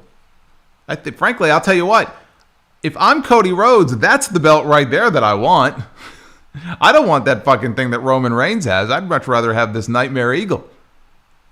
I think this thing looks fantastic. But Wrestle Rumble has rounded up 4 very cool replicas here. And I am the master of ceremonies. We had well north of, oh God, I forgot the exact number he said. It was well north of 2,000 entries in this contest. So on his behalf, I will say thank you because that was an incredible response. But what I will do here is I will bring up the randomizer What I do here is take all of the names of all the people who entered the contest, and I will paste them in as you are watching me do this in real time, and I will scroll up. You can enter more than one, so you may see some duplicates here, but well over 2,000 entries in this list. I'm going to hit the drum beat here, the drum roll in a moment. It's going to jumble up all the names, and when it produces and spits out the results, it's going to be in a numerical list. And we're just going to go with the top 4 names in that order. So if you are number 1, you are the first place winner. If you are number 2, you are the second place winner, and so on and so forth. We're picking the top 4 winners to win those custom belts. And so let's get on with the show, and let's find out who the winners are. And the winners are Christopher Mendoza, Ioannis Roussis, Kevin Cutler, and Jacob Snell. There you go, 2,116. That's the total number of entrants in the contest here. Christopher Mendoza, you are the winner of the Nightmare Eagle. Congratulations. And of course, Ioannis, Kevin, and Jacob. Jacob has himself a World Heavyweight title. Kevin has himself a CM Punk custom belt, and Ioannis has won himself a Hasbro Winged Eagle. So congratulations to you 4. Very, very cool. I am very jealous of that Nightmare Eagle, I will say. Christopher, I'm very jealous. So enjoy your title. Wrestle Rumble, we'll get those titles out to you and be in touch very soon. And I thank them again for giving me the chance to be the Master of Ceremonies. It is always fun. Always fun to be able to pick the winners. I'm sure that they are going to enjoy their belts very much. All right, let's go ahead and check out your super chats here. It is very late. I will try not to keep you for too much longer. I do thank you all for hanging with me so late. I am very upset at myself for probably not pushing this off to tomorrow was a bad idea. Because it is so late now. And we probably would have had even more people in here. We probably would have had a good 3,000 or 4,000 people in here. So I kind of screwed myself, but it is what it is. Yeah, the Royal Rumble is usually one of the biggest weekends, one of the biggest streams of the entire year. So I know I kind of screwed myself tonight. I'm really pissed at myself, but it is what it is. That's what I get for leaving my house and coming to this show. This will be the last time I do that. I'm going to stay home from now on and not go anywhere because it just drives me nuts. All right. Base Beerus, God of Seduction. We'll start with him. Look at this. 3 in a row. Look at this guy. Says the C4 graphic during the countdowns was clever. Yeah, they had C4 as one of the sponsors. Slim Jim was also a sponsor for the show. But every time they did the countdown and they got to the number 4, it was the 4 in the C4 logo, which was kind of neat. Carlito's old theme was one of the best ever. I agree. They never should have gotten rid of it. And Gunther continues to get leaner, weight-wise. He is a lot leaner than he used to be. Thunder Force, do you see Jordynne Grace going to WWE or AEW anytime soon? There's not really much left for her to do in TNA. My understanding is that she is still under a long-term contract, so she is not going anywhere. Jake Finn, it came down to the 2 biggest hypocrites in wrestling to see who's the bigger bitch. Keep promoting your shameless owners. The 2 biggest hypocrites in wrestling. Are you talking about Cody and Punk? I'm not sure is that the combo that Jake is referring to? I'm not sure. Donnie Yasu, I liked how the Rumble was filled with actual wrestlers this year, but I could tell by the more casual friends watching with me were let down by the lack of returning legends and celebrities. Yeah, I thought they did a good job with the surprises in the women's match, not so much in the men's. Ali, WWE did the right thing, a rare sentence. Well, I trust them more under Triple H creatively to do the right thing than I would have under Vince. The Carlosis, Nia Jax needs to call God and ask for a refund on her wrestling talent. Watching her perform is more painful than stepping on a Lego in the dark. I don't know. I didn't look. There was one spot where she was trying to body. I forgot who it was. I don't know if it was Piper Niven. She tried to body slam and couldn't follow through on it. So Nia had a botch as well. Nia botch. I know. But look, she gets heat. That's what they love about her. They could put her in the ring with somebody. She'll get a reaction, and then in the end, she'll get beat. As long as she doesn't end up with a championship, then I'm okay with it. Lakers Pat says QT Marshall cost Cody at Mania. QT Marshall cost Cody at WrestleMania this year. That's your big plan, to have QT be the one? Is he going to throw an apple at him? Is that what he's going to do? Thank God Lakers Pats is not booking the show. Anis, I'm assuming there won't be a Vince McMahon DLC in 2K24. I thought that said something else. That said DLC. No, there will not be. The real CSO2, Jordan Grace was a surprise. I didn't see that coming. If you didn't know, this is Triple H's WWE. Now you know. Yeah, I'd like to see more collaboration between promotions, WWE and other promotions. Holiday says, hey Solo, this year's Royal Rumble pay-per-view was a 6.5 out of 10 for me. It was decent. What are your predictions for the WrestleMania match card? Roman and Cody, Seth and Punk, Gunther and Gable would be a nice fallback if they're not doing Gunther and Brock. Might not have the marquee value of Gunther and Brock, but I would love to see Chad Gable get his comeuppance on Gunther at WrestleMania. LA Knight and Logan Paul, Jimmy against Jay. I could see Drew against Sammy, Rhea and Becky, Io and Bayley. Bianca's going to be interesting because does Bianca get shoehorned in there and make it a triple threat? Or is Jade now on the main roster? Do they do Jade and Bianca? I don't know. Arabian Night reaction for Zayn was disrespectful. I felt bad. I think, well, people were also in some cases expecting maybe another surprise. And so whenever 30 comes out and it's just a member of the current roster, unless it's like the biggest babyface in the company, like Cody came out at 30 last year, it tends to be a letdown. Let us not forget what happened to poor Rey Mysterio back in 2014. It was Rey, right? I believe Rey came out at number 30 that year. People wanted Daniel Bryan. They didn't get Daniel Bryan. It was not Rey's fault. It happens.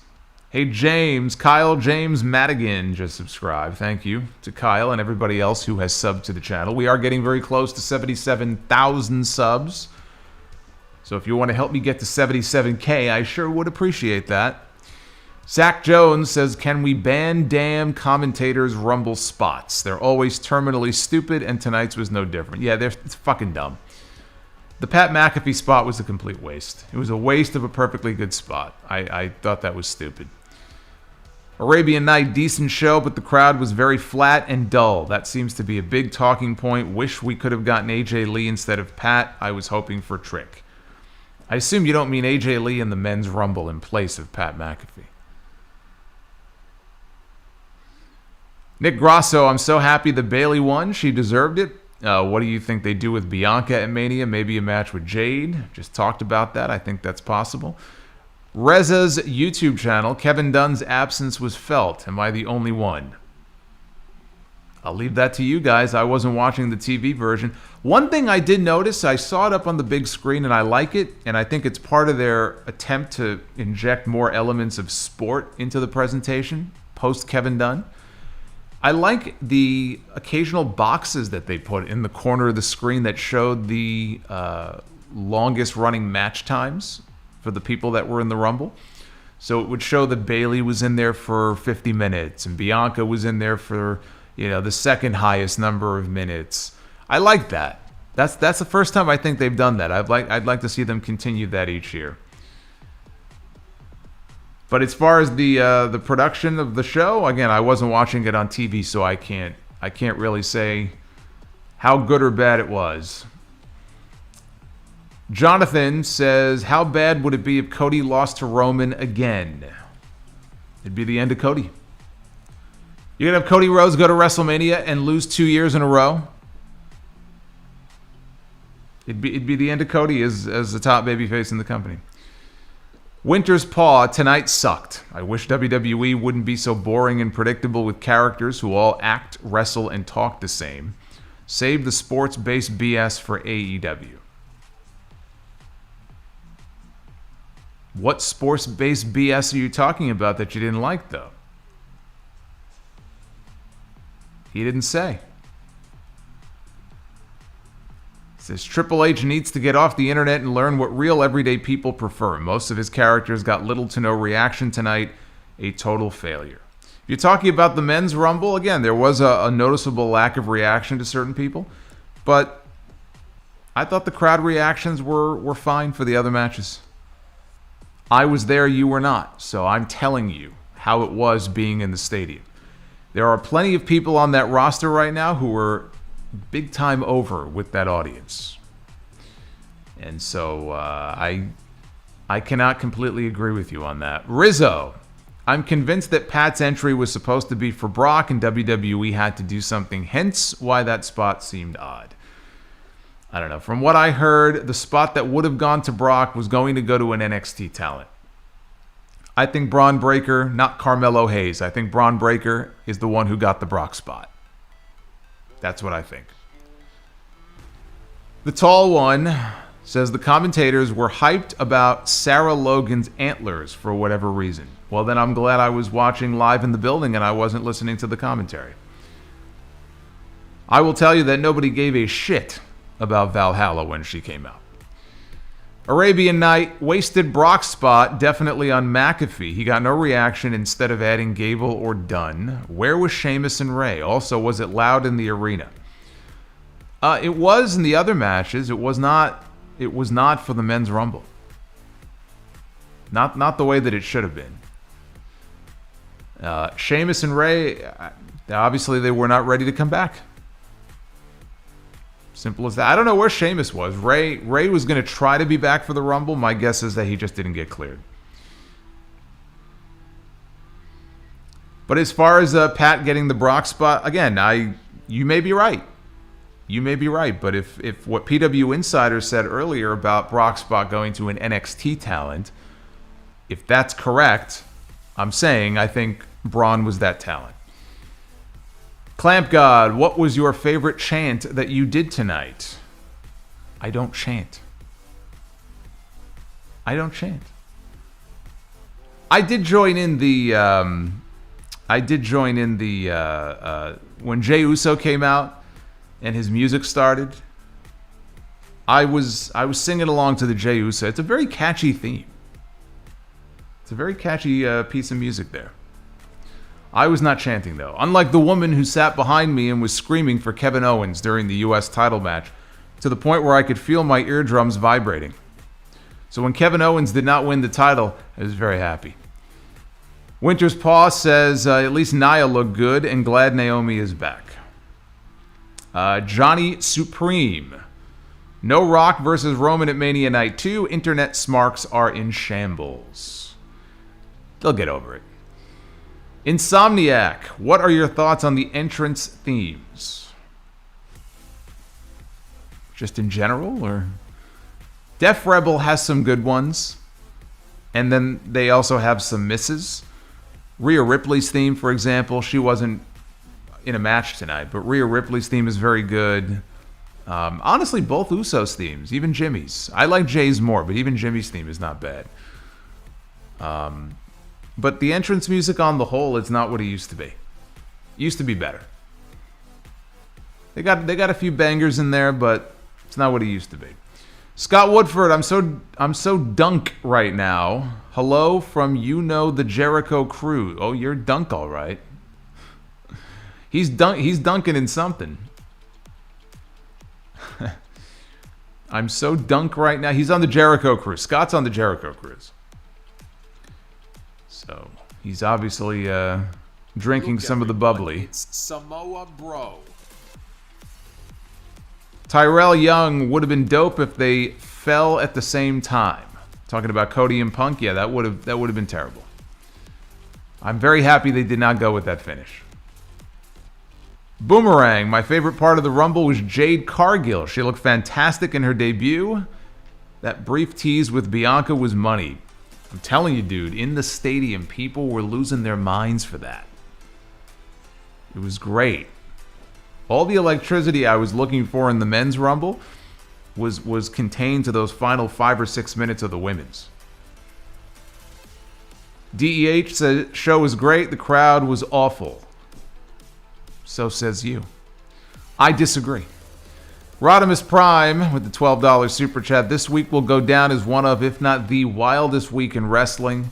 That said, I enjoyed the show. Glad to see Bayley get her moment. Yes, I agree. Dom Joseph, where the fuck was Pete Dunne? Oh, that's right. Where was Pete Dunne? Well, you know, we couldn't get Pete Dunne in the Royal Rumble because we needed Pat McAfee to jump over the top rope. Lewis, what's up, Lewis? Thank you for the $1.99. Zach Jones, Solomonster, will we ever see a men's TNA star in a Rumble match? It seems like WWE likes having their women pop up in the Rumble, but never the dudes. Well, if the women are in there, one day we might get the men. It'll probably be Dolph Ziggler. Dolph Ziggler will come out in the men's Rumble. It'll be like, I mean, you know, is he really a TNA guy? You know, he spent 20 years in WWE. Would people really look at him as a TNA guy, or would they look at him and go, oh, Dolph's back? That'd be weird anyway, because in TNA, he's Nick Nemeth. So if he was in the Rumble next year, would they call him Nick Nemeth, or would they call him Dolph Ziggler? They'd probably call him Dolph Ziggler, I would think, right? But he's not Dolph Ziggler anymore.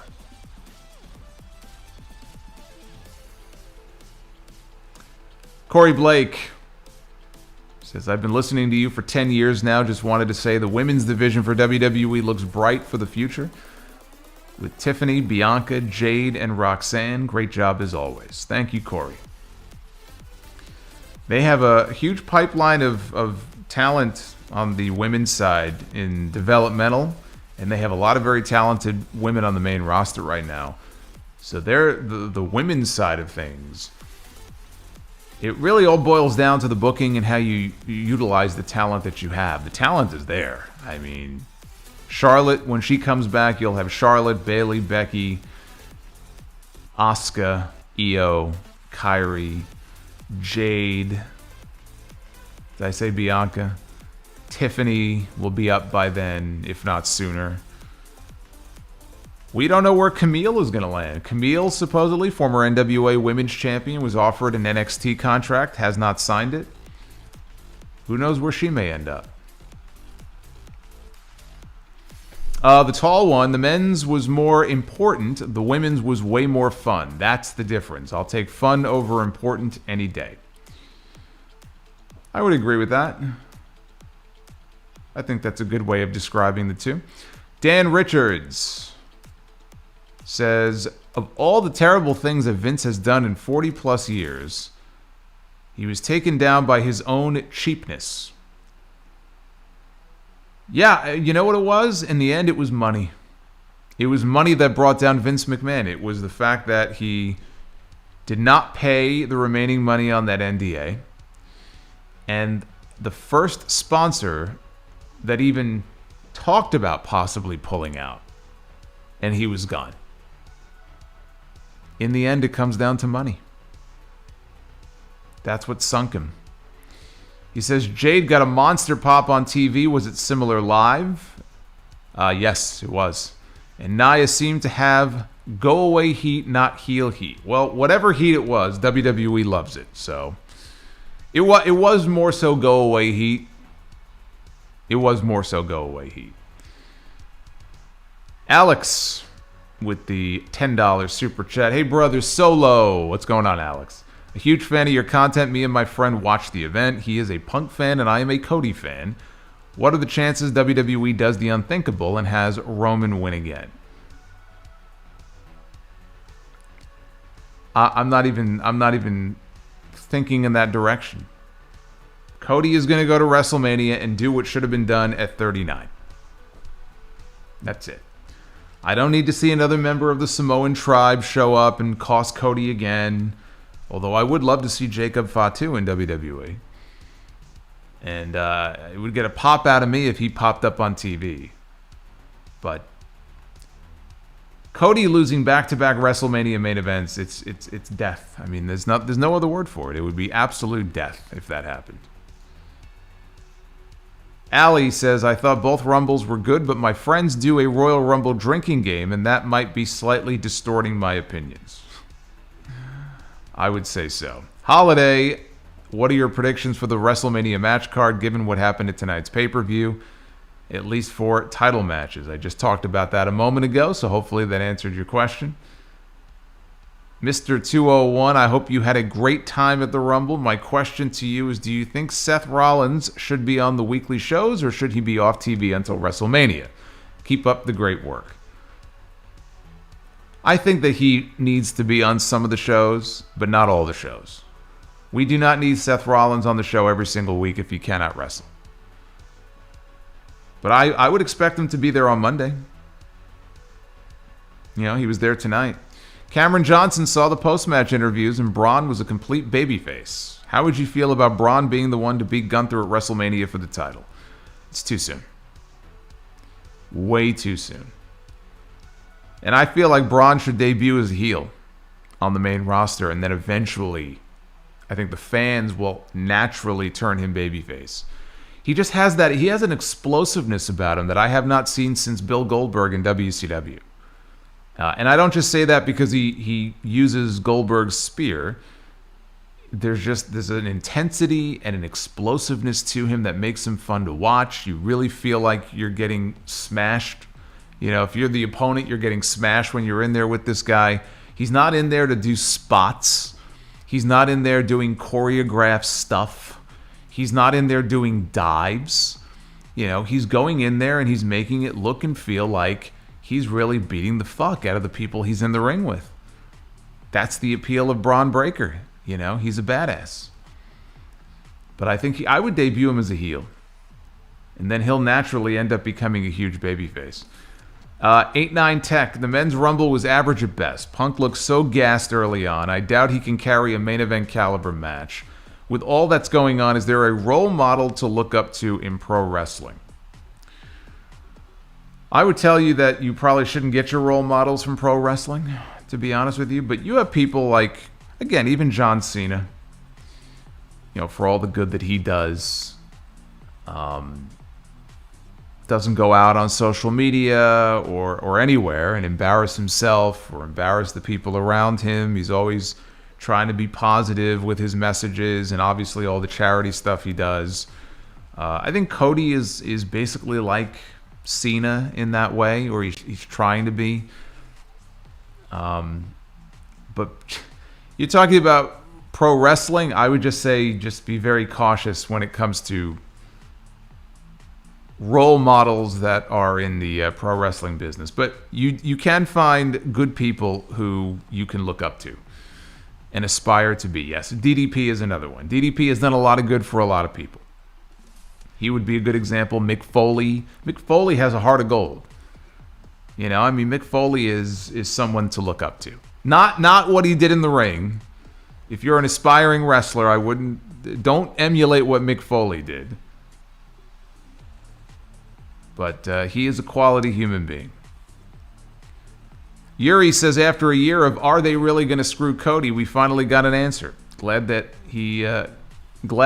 they didn't. He deserved it. I think I know what you mean, but looks like there's a word missing there, but thank you, Yuri. DEH says, Braun just got called up to Raw. Let's fucking go. So is that official? All right. Apparently Braun Breaker has been called up. It's about damn time. Yuri says, random dream match me and friends had, Macho versus Danielson or Prime Terry Funk against Moxley. I will take Macho and Danielson every day of the week. Funk and Mox would be a bloodbath. It's not really my thing. If I had a choice, I'd go with Macho and Danielson. Bobby's World, do you think it's possible or legal for Bayley to choose Rhea and then turn around and choose Io as the story progresses? I think it's, it's kind of like when you buy something and there's no returns. All sales are final. So no, I would think that if she chooses one person, she's made her choice. But it's WWE. It's pro wrestling. They can make things up in any form or fashion they want. So they can pretty much do whatever they want. Julian Shaw, do you hope to attend any future events live? I don't know. After what happened tonight, setting things up with the stream, probably not. Or is every 5 years satisfactory? By the way, you're the best in the business. Thank you, Julian. No, I mean, it's fun. It's fun to get out. You know what I enjoyed the most, honestly, even more than the show tonight? I enjoyed getting to meet all of you guys. And I didn't get to meet everybody. I feel bad about that. But it's been so long since I had a meetup or anything formal like that I had forgotten how much fun it is. And so I miss that, and we need to do more of that for sure. Yeah, I'll be in Philadelphia WrestleMania week. Well, that Friday. I'm not going to Mania, at least not at this point. We got a House of Glory show, though, in Philly the Friday before Mania. So maybe we can do something then. Maybe. We'll see. We'll see. I don't want it to be 5 years before I come back out, though. But I like being at home base when it comes to a big show like this because of the work that I do. It's a lot easier. We end up having more people when I can go live at a normal time. If not, everything gets screwed up. I'm a perfectionist, so I get pissed off when things don't go exactly the way they should. That's my problem. That's not your problem. But we'll definitely do more than 5 years. Or less than 5 years is what I mean. We won't wait 5 years to go to another show. Scott Woodford just met a family member of Roman's. Boy, Scott's having a hell of a time on that Jericho cruise. Yuri says, what's the most underwhelming finishing move for any big star that no one can dispute? Is it Hogan's big leg? Or is it another one? I don't know. Hogan at his peak was 300 pound. This 300-pound jack dude dropping his fucking leg on someone's head. I'm sure there have been worse moves before. I mean, the claw. Can we say the claw? The claw was pretty bad. Yeah, like when Kerry Von Erich, he came to WWE, he had the claw. Although I guess he did the claw and then he did the spinning discus punch. The claw is pretty bad, though. Let's just be honest, right? Claw's pretty bad. DEH says Women's Royal Rumble was almost perfect, aside from Maxine Valhalla getting spots instead of NXT talent. Liv will make the move as a main eventer soon. I don't see Liv making the move to the main event. I do see her, though, getting a title shot with Rhea, maybe at the Elimination Chamber. They could do the match there, or they could just do a chamber match for Rhea's title, and they could have Liv in there.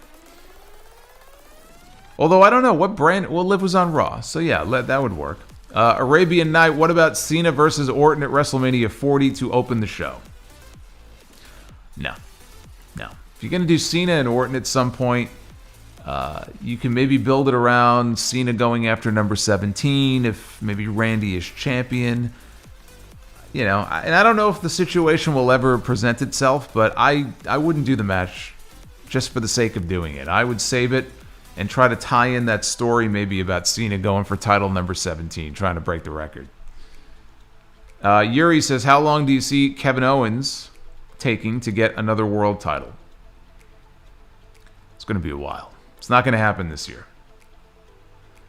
Prince Vegeta, Cody pointing and talking shit to Roman. Goosebumps. Yuri says PS1 wrestling games or N64. PS1 because I didn't have an N64.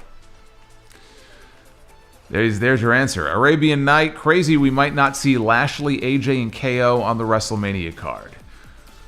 I think they'll make their way on there in some way. If Lashley gets fucked out of another WrestleMania, I'm going to be pissed for him. He got screwed last year. So he needs to be on the card. Yuri says, how many months until Gunther wins a world title? I think he'll have a world championship around his waist by the end of the summer. Lady Fire Panda, thank you for the $21. Bro, wait a minute, bro. MJF can still debut in WWE, bro. I can't even do the rest. I'm all broed out. I don't want to think about that, man. Fire Panda, thank you though. Thank you also for holding down the fort in the chat. I appreciate it. Thunder Force, you were only smoke and mirrors to Cody Rhodes. Whoa! Sean D, hope they have Braun best Gunther at WrestleMania 40. Well, you know what I just realized? If I'm right, if I'm correct, and Braun was the replacement for Brock, it might not be so far-fetched that they could build to Braun and Gunther at WrestleMania. I just feel like it's too soon to thrust him into that spot. I don't know. It's possible. I'm not totally sold on it yet. Hugh Jazz, do you think Def Rebel needs to be replaced? I think they never should have gotten rid of Jim Johnston. That's what I think. Blodia Punch. I was hoping Sid Vicious would be in it and whip everyone's ass with his prosthetic leg. Sid doesn't have a prosthetic leg. You're thinking of Mad Dog Vachon. Devin from New Jersey, I hope Solo gets to sleep in on his vacation. Yeah, fat chance of that happening. It's 3 o'clock in the morning. All hail Gunther. I'll sleep when I'm dead. Hey, Benjamin Espinoza. Benjamin Espinoza just dropped a $50 Gunther bomb. Oh my god, a super chat bomb. Amazing. That's a bigger bomb than the New York Mets. That's right. And if I know anything about my Mets, it's that they'll bomb out on me. DEH says Kyrie's spot was great. Yeah, Kyrie Sane was holding on for dear life. I already saw some of the memes where they took that shot of her and they put it up. Yeah, the shot of Spider-Man with the train holding everybody back, and they put Kyrie in there. M. Mills, thank you for the $10. Very kind of you. Hugh Jazz says, coincidence that Rumble sucked since Pat died. Pat Patterson? Yeah. There have been some bad ones. I wouldn't say they all sucked. Vash TS 1984. You mentioned you think that Braun took Brock's spot. I'm thinking Pat wasn't supposed to be in it at all because he seemed taken aback when his music hit. Well, I mean, that was the point. That was the entire point. I mean, he knew the spot. He knew the spot. Arabian Night, some said Punk was favoring his arm/tricep. You know, I'll tell you, it was a risk that they knew bringing him back because in AEW he suffered 2 very serious injuries, one of which was a triceps tear. And so he hasn't wrestled but 2 matches since leaving AEW. And they were 2 short house show matches. So he hasn't really had a lot of ring time in a while. And he's older, right? What is he, 45 years old now? He's got a history of recent injuries. That's the risk they run. If they're going to put him in a World Heavyweight title match at WrestleMania, that is the risk that they accept in doing so. I didn't notice it. So, again, I wasn't watching this on television, so I couldn't tell if he was favoring his arm. I haven't seen anything mentioned, but if in his first big match back, if he got hurt, I don't know what to say. That's 3 consecutive major injuries that he will have suffered. Hopefully that's not the case. Chris Auditor says, hi Solo, Taker Sean had a 10-minute epic sequence as the final 2 in 07. In their 40s, Cody Punk have no excuse putting on a dull performance. Yeah, and again, I mentioned that Punk looked gassed and winded, and he was. But the lack of energy and the lack of excitement for that finish, it's not just on Punk. I mean, it's on whoever booked it. It's on Cody and it's on Punk. It didn't work. Whatever they were trying to do, it did not work. They were moving very slow. Again, it was not as exciting as the finish to the Women's Rumble. And that's on everybody involved. It's not just on Punk. I mean, Cody had a great finish with Gunther last year, so that was great. This was not. Holiday says, notice that most of the wrestlers who were feuding or in factions entered close together at this year's Rumble matches. Could have stretched them out. As soon as Jay came out, I turned to Noah. I said, hey, you watch, it's going to be Jimmy. Sure enough. I think there was also with Caden Carter and Katana Chance, right? I don't think they were separated. Well, maybe they were separated by a few spots. I don't remember, but no, I agree. They should do a better job of, for something that's supposed to be a random draw, they could do better spreading things out a little bit. Dylan says, Women's Rumble was excellent. Men's Rumble was dull until the Final Four. Paul versus Owens was a fun time. They have solid chemistry. The Fatal 4-Way was fine. Didn't blow me away. 3 out of 5 show for me. That sounds about right. That seems to be the consensus. Kind of a mid-show overall. Women's Rumble more fun than the men's, at least at the finish. I don't think we're breaking any new ground there. I think we're in agreement on that.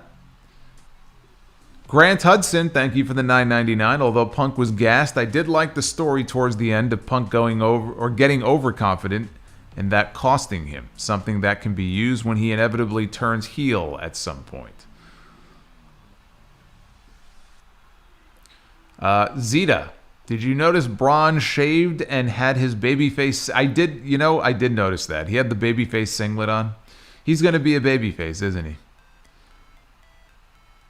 Well, not how I would have started him, but not the end of the world. At least he's on the main roster. That's the most important thing.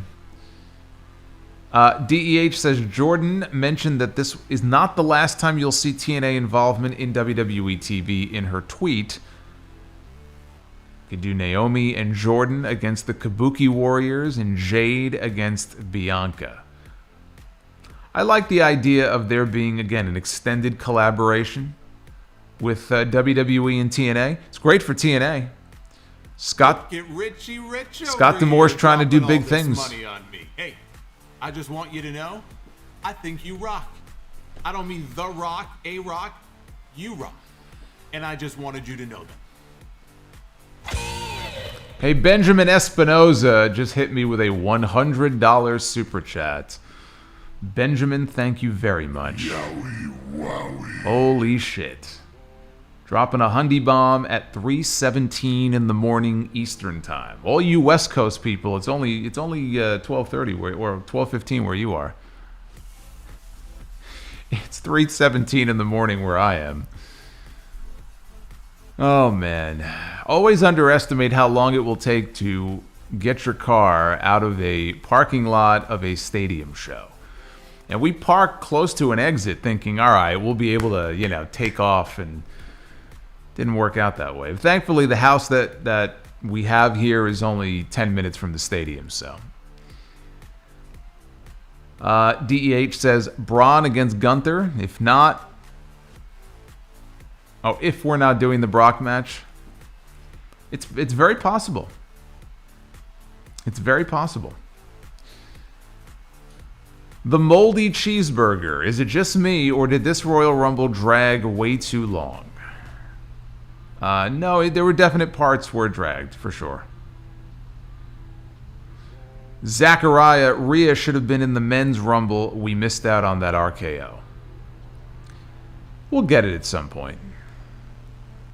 She's been far too cocky over the last couple of years of taunting some of the male wrestlers and them not being able to do anything about it. I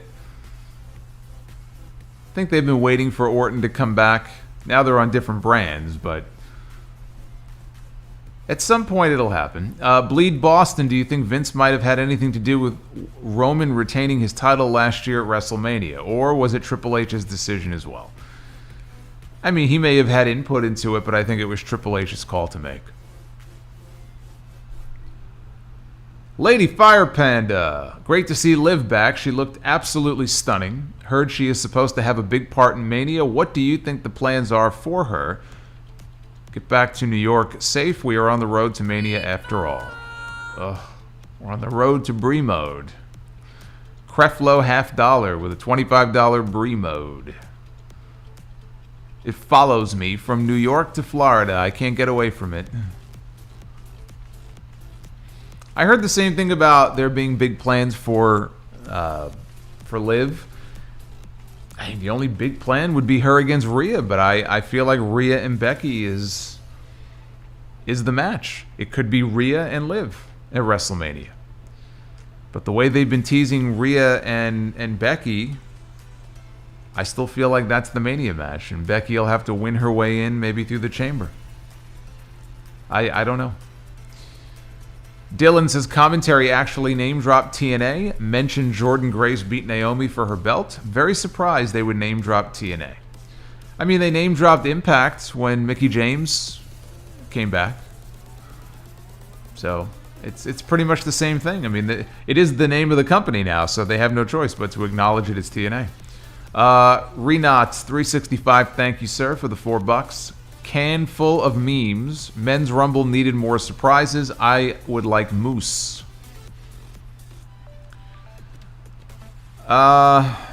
Maybe not the best idea, given the circumstances of this week and some of his own past. Might not be the best idea to have Moose in that Royal Rumble. Arabian Night says, you hear Booker T on his podcast say that he's going to do whatever it takes for WWE to sign Jacob Fatu. I know he has some history with the law, though.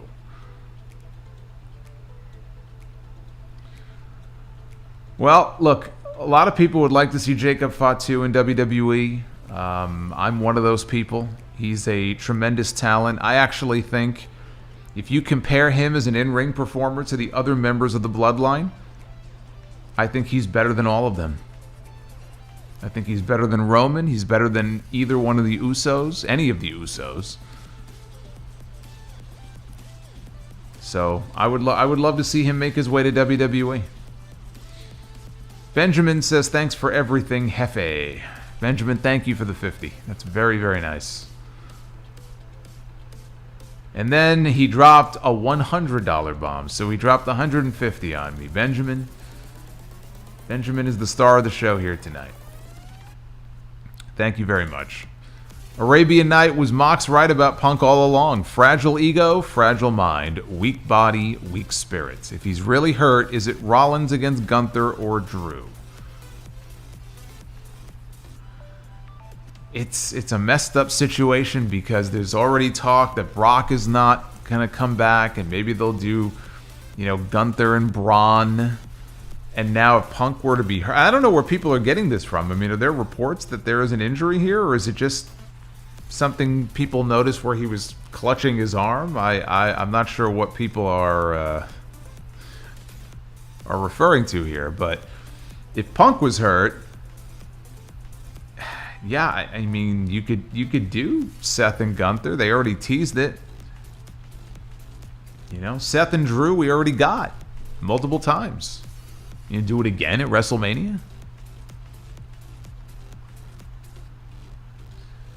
Creflo $50. I noticed some good camera work at the end of the Women's Rumble where there is a shot of the last 6 women eliminated just sitting at ringside looking dejected. Little things like that make it that much better.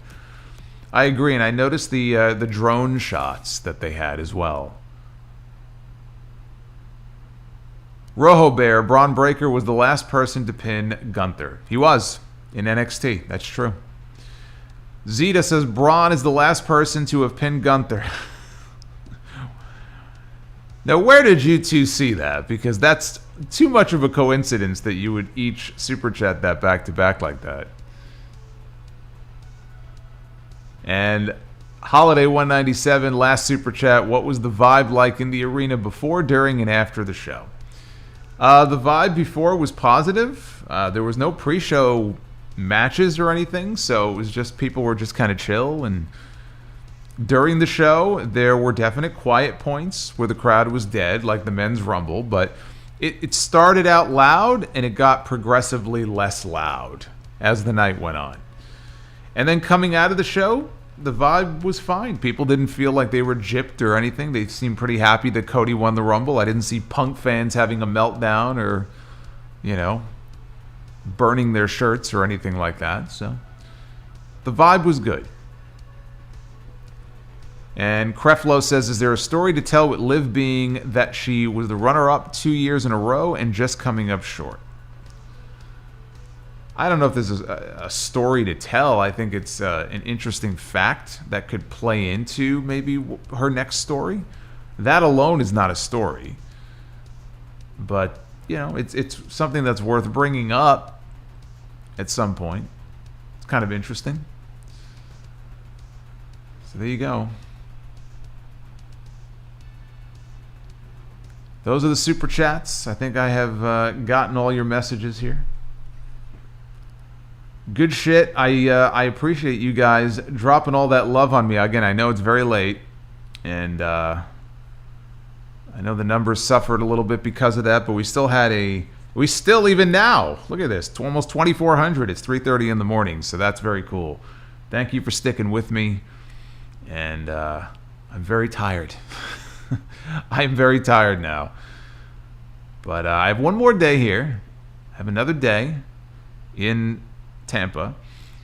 Tomorrow what I'll do is I'll get the audio of this up. There is no new sound off. This is the sound off. You're watching the sound off right now.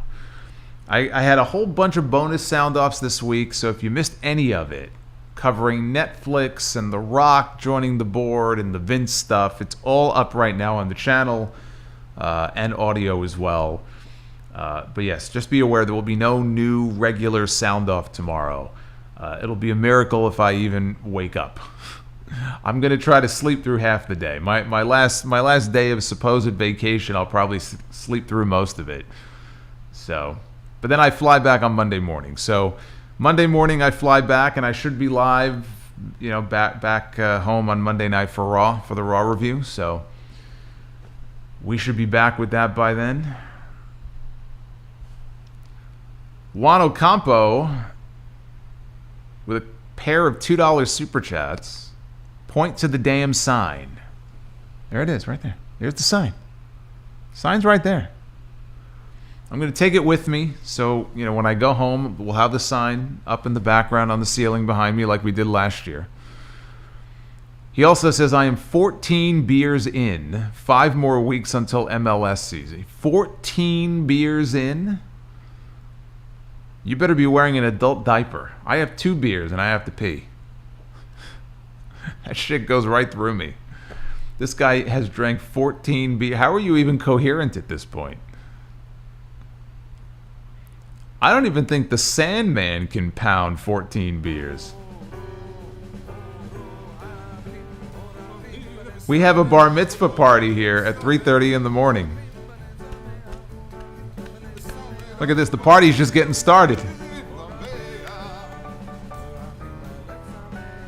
We're having a party here on the street. We're very horrible. They like me. They really like me. JM with a Look, Richie 200. Oh my dropping all God. this money on me. Hey, I just want you to know, I think you Oh rock. my God. I don't mean The Rock, A Rock, you rock. And I just wanted you to know that. I was about to say, JM just came in with a $200 Super Chat bomb and said Jade Cargill and Bianca Belair equals money and some money for the great Solomonster. JM, I'll give you the Larry Zbyszko salute. Thank you very much. I agree. They're both money. They're both money, and that's a lot of money too.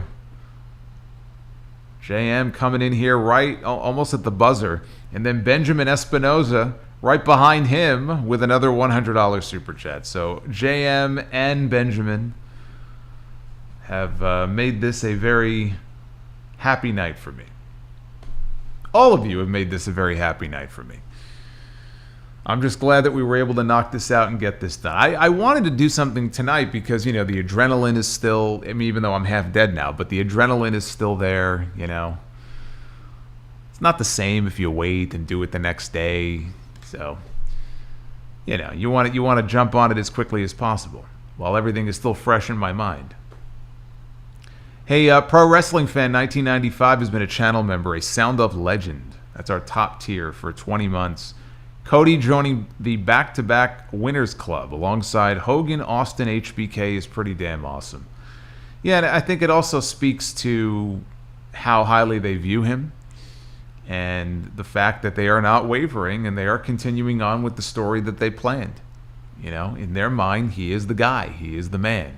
He is going to be the one to dethrone Roman. He is going to be the one to win the WWE Championship and carry it on into the rest of the year. And I think that's the right choice.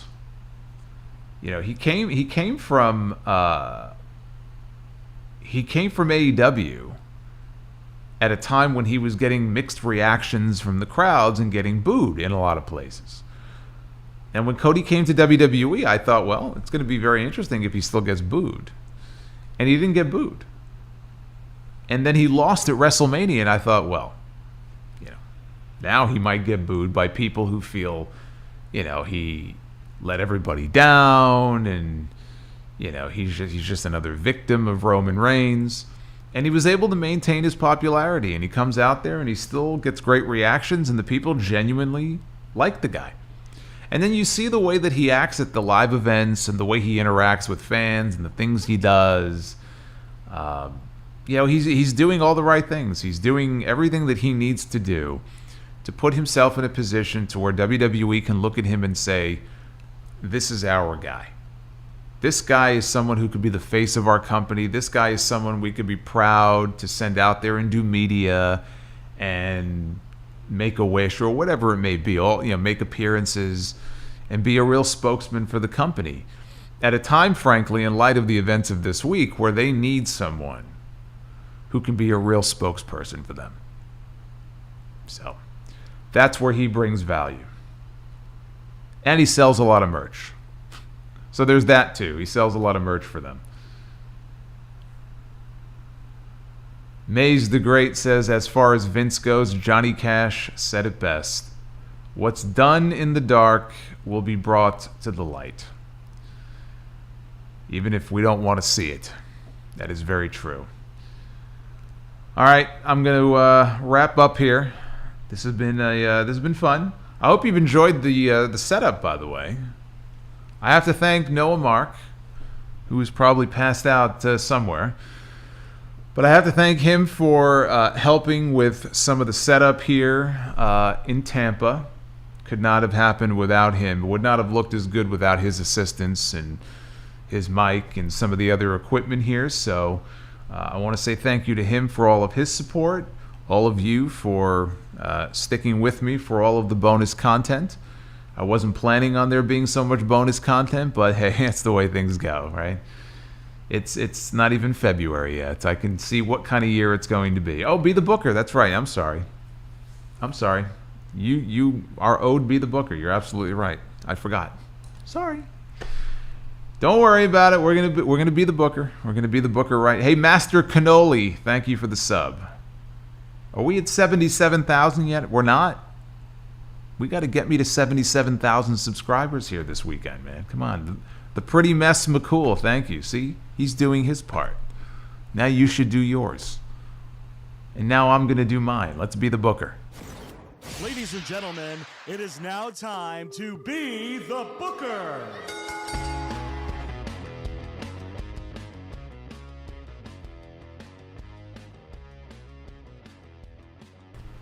I keep forgetting. There it is, the holiness of the Solomonster. I keep forgetting that I forgot to insert the mic input for this particular microphone into each new scene. So I start talking and I'm like, where are my levels? I have no levels. There are supposed to be levels to this.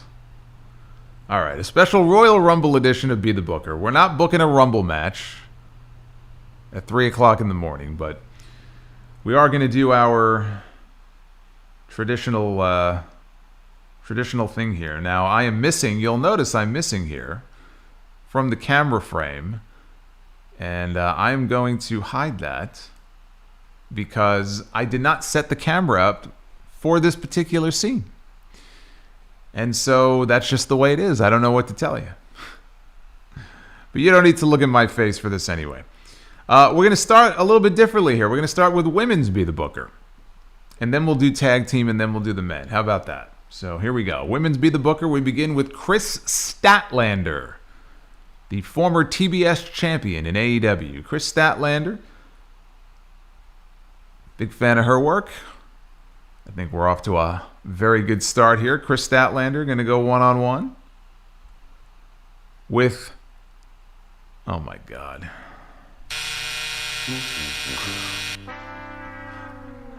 Rosa Mendez. Hey, Lionel, thank you for the sub. Takeshita says thank you. Rosa Mendez and Chris Statlander. There are just certain matches that simply cannot be saved. That is one of them. There's just no saving it. Oh, there's the Briscoes. I don't know why it was like that. Rosa Mendez is she's just not good. She's just not good. There's just nothing you can do. Absolutely nothing you can do. All right, tag team Be the Booker. We begin with the Headbangers. Oh, my favorite team.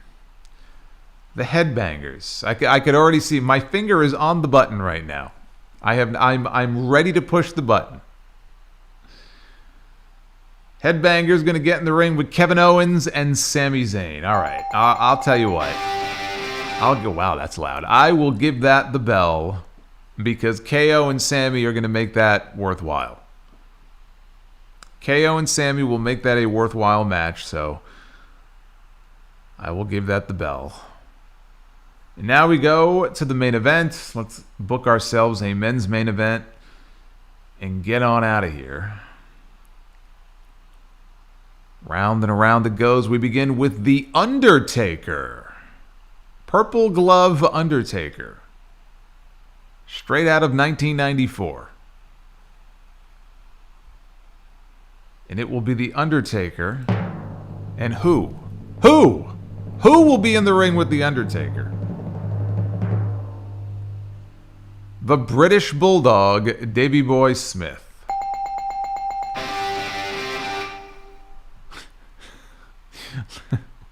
Look at his face in this image. I don't know, it just makes me laugh. And then behind him, you see poor Andre, who could barely walk. That's sad. Undertaker and the British Bulldog. It's an old school main event for you. There you go. There you go. So thank you for reminding me. I would have completely forgotten about Be the Booker. JM with another $9 says, I appreciate the Larry Zbyszko salute. I'll give you another one. He says, all that was missing was New World Odor. That's right.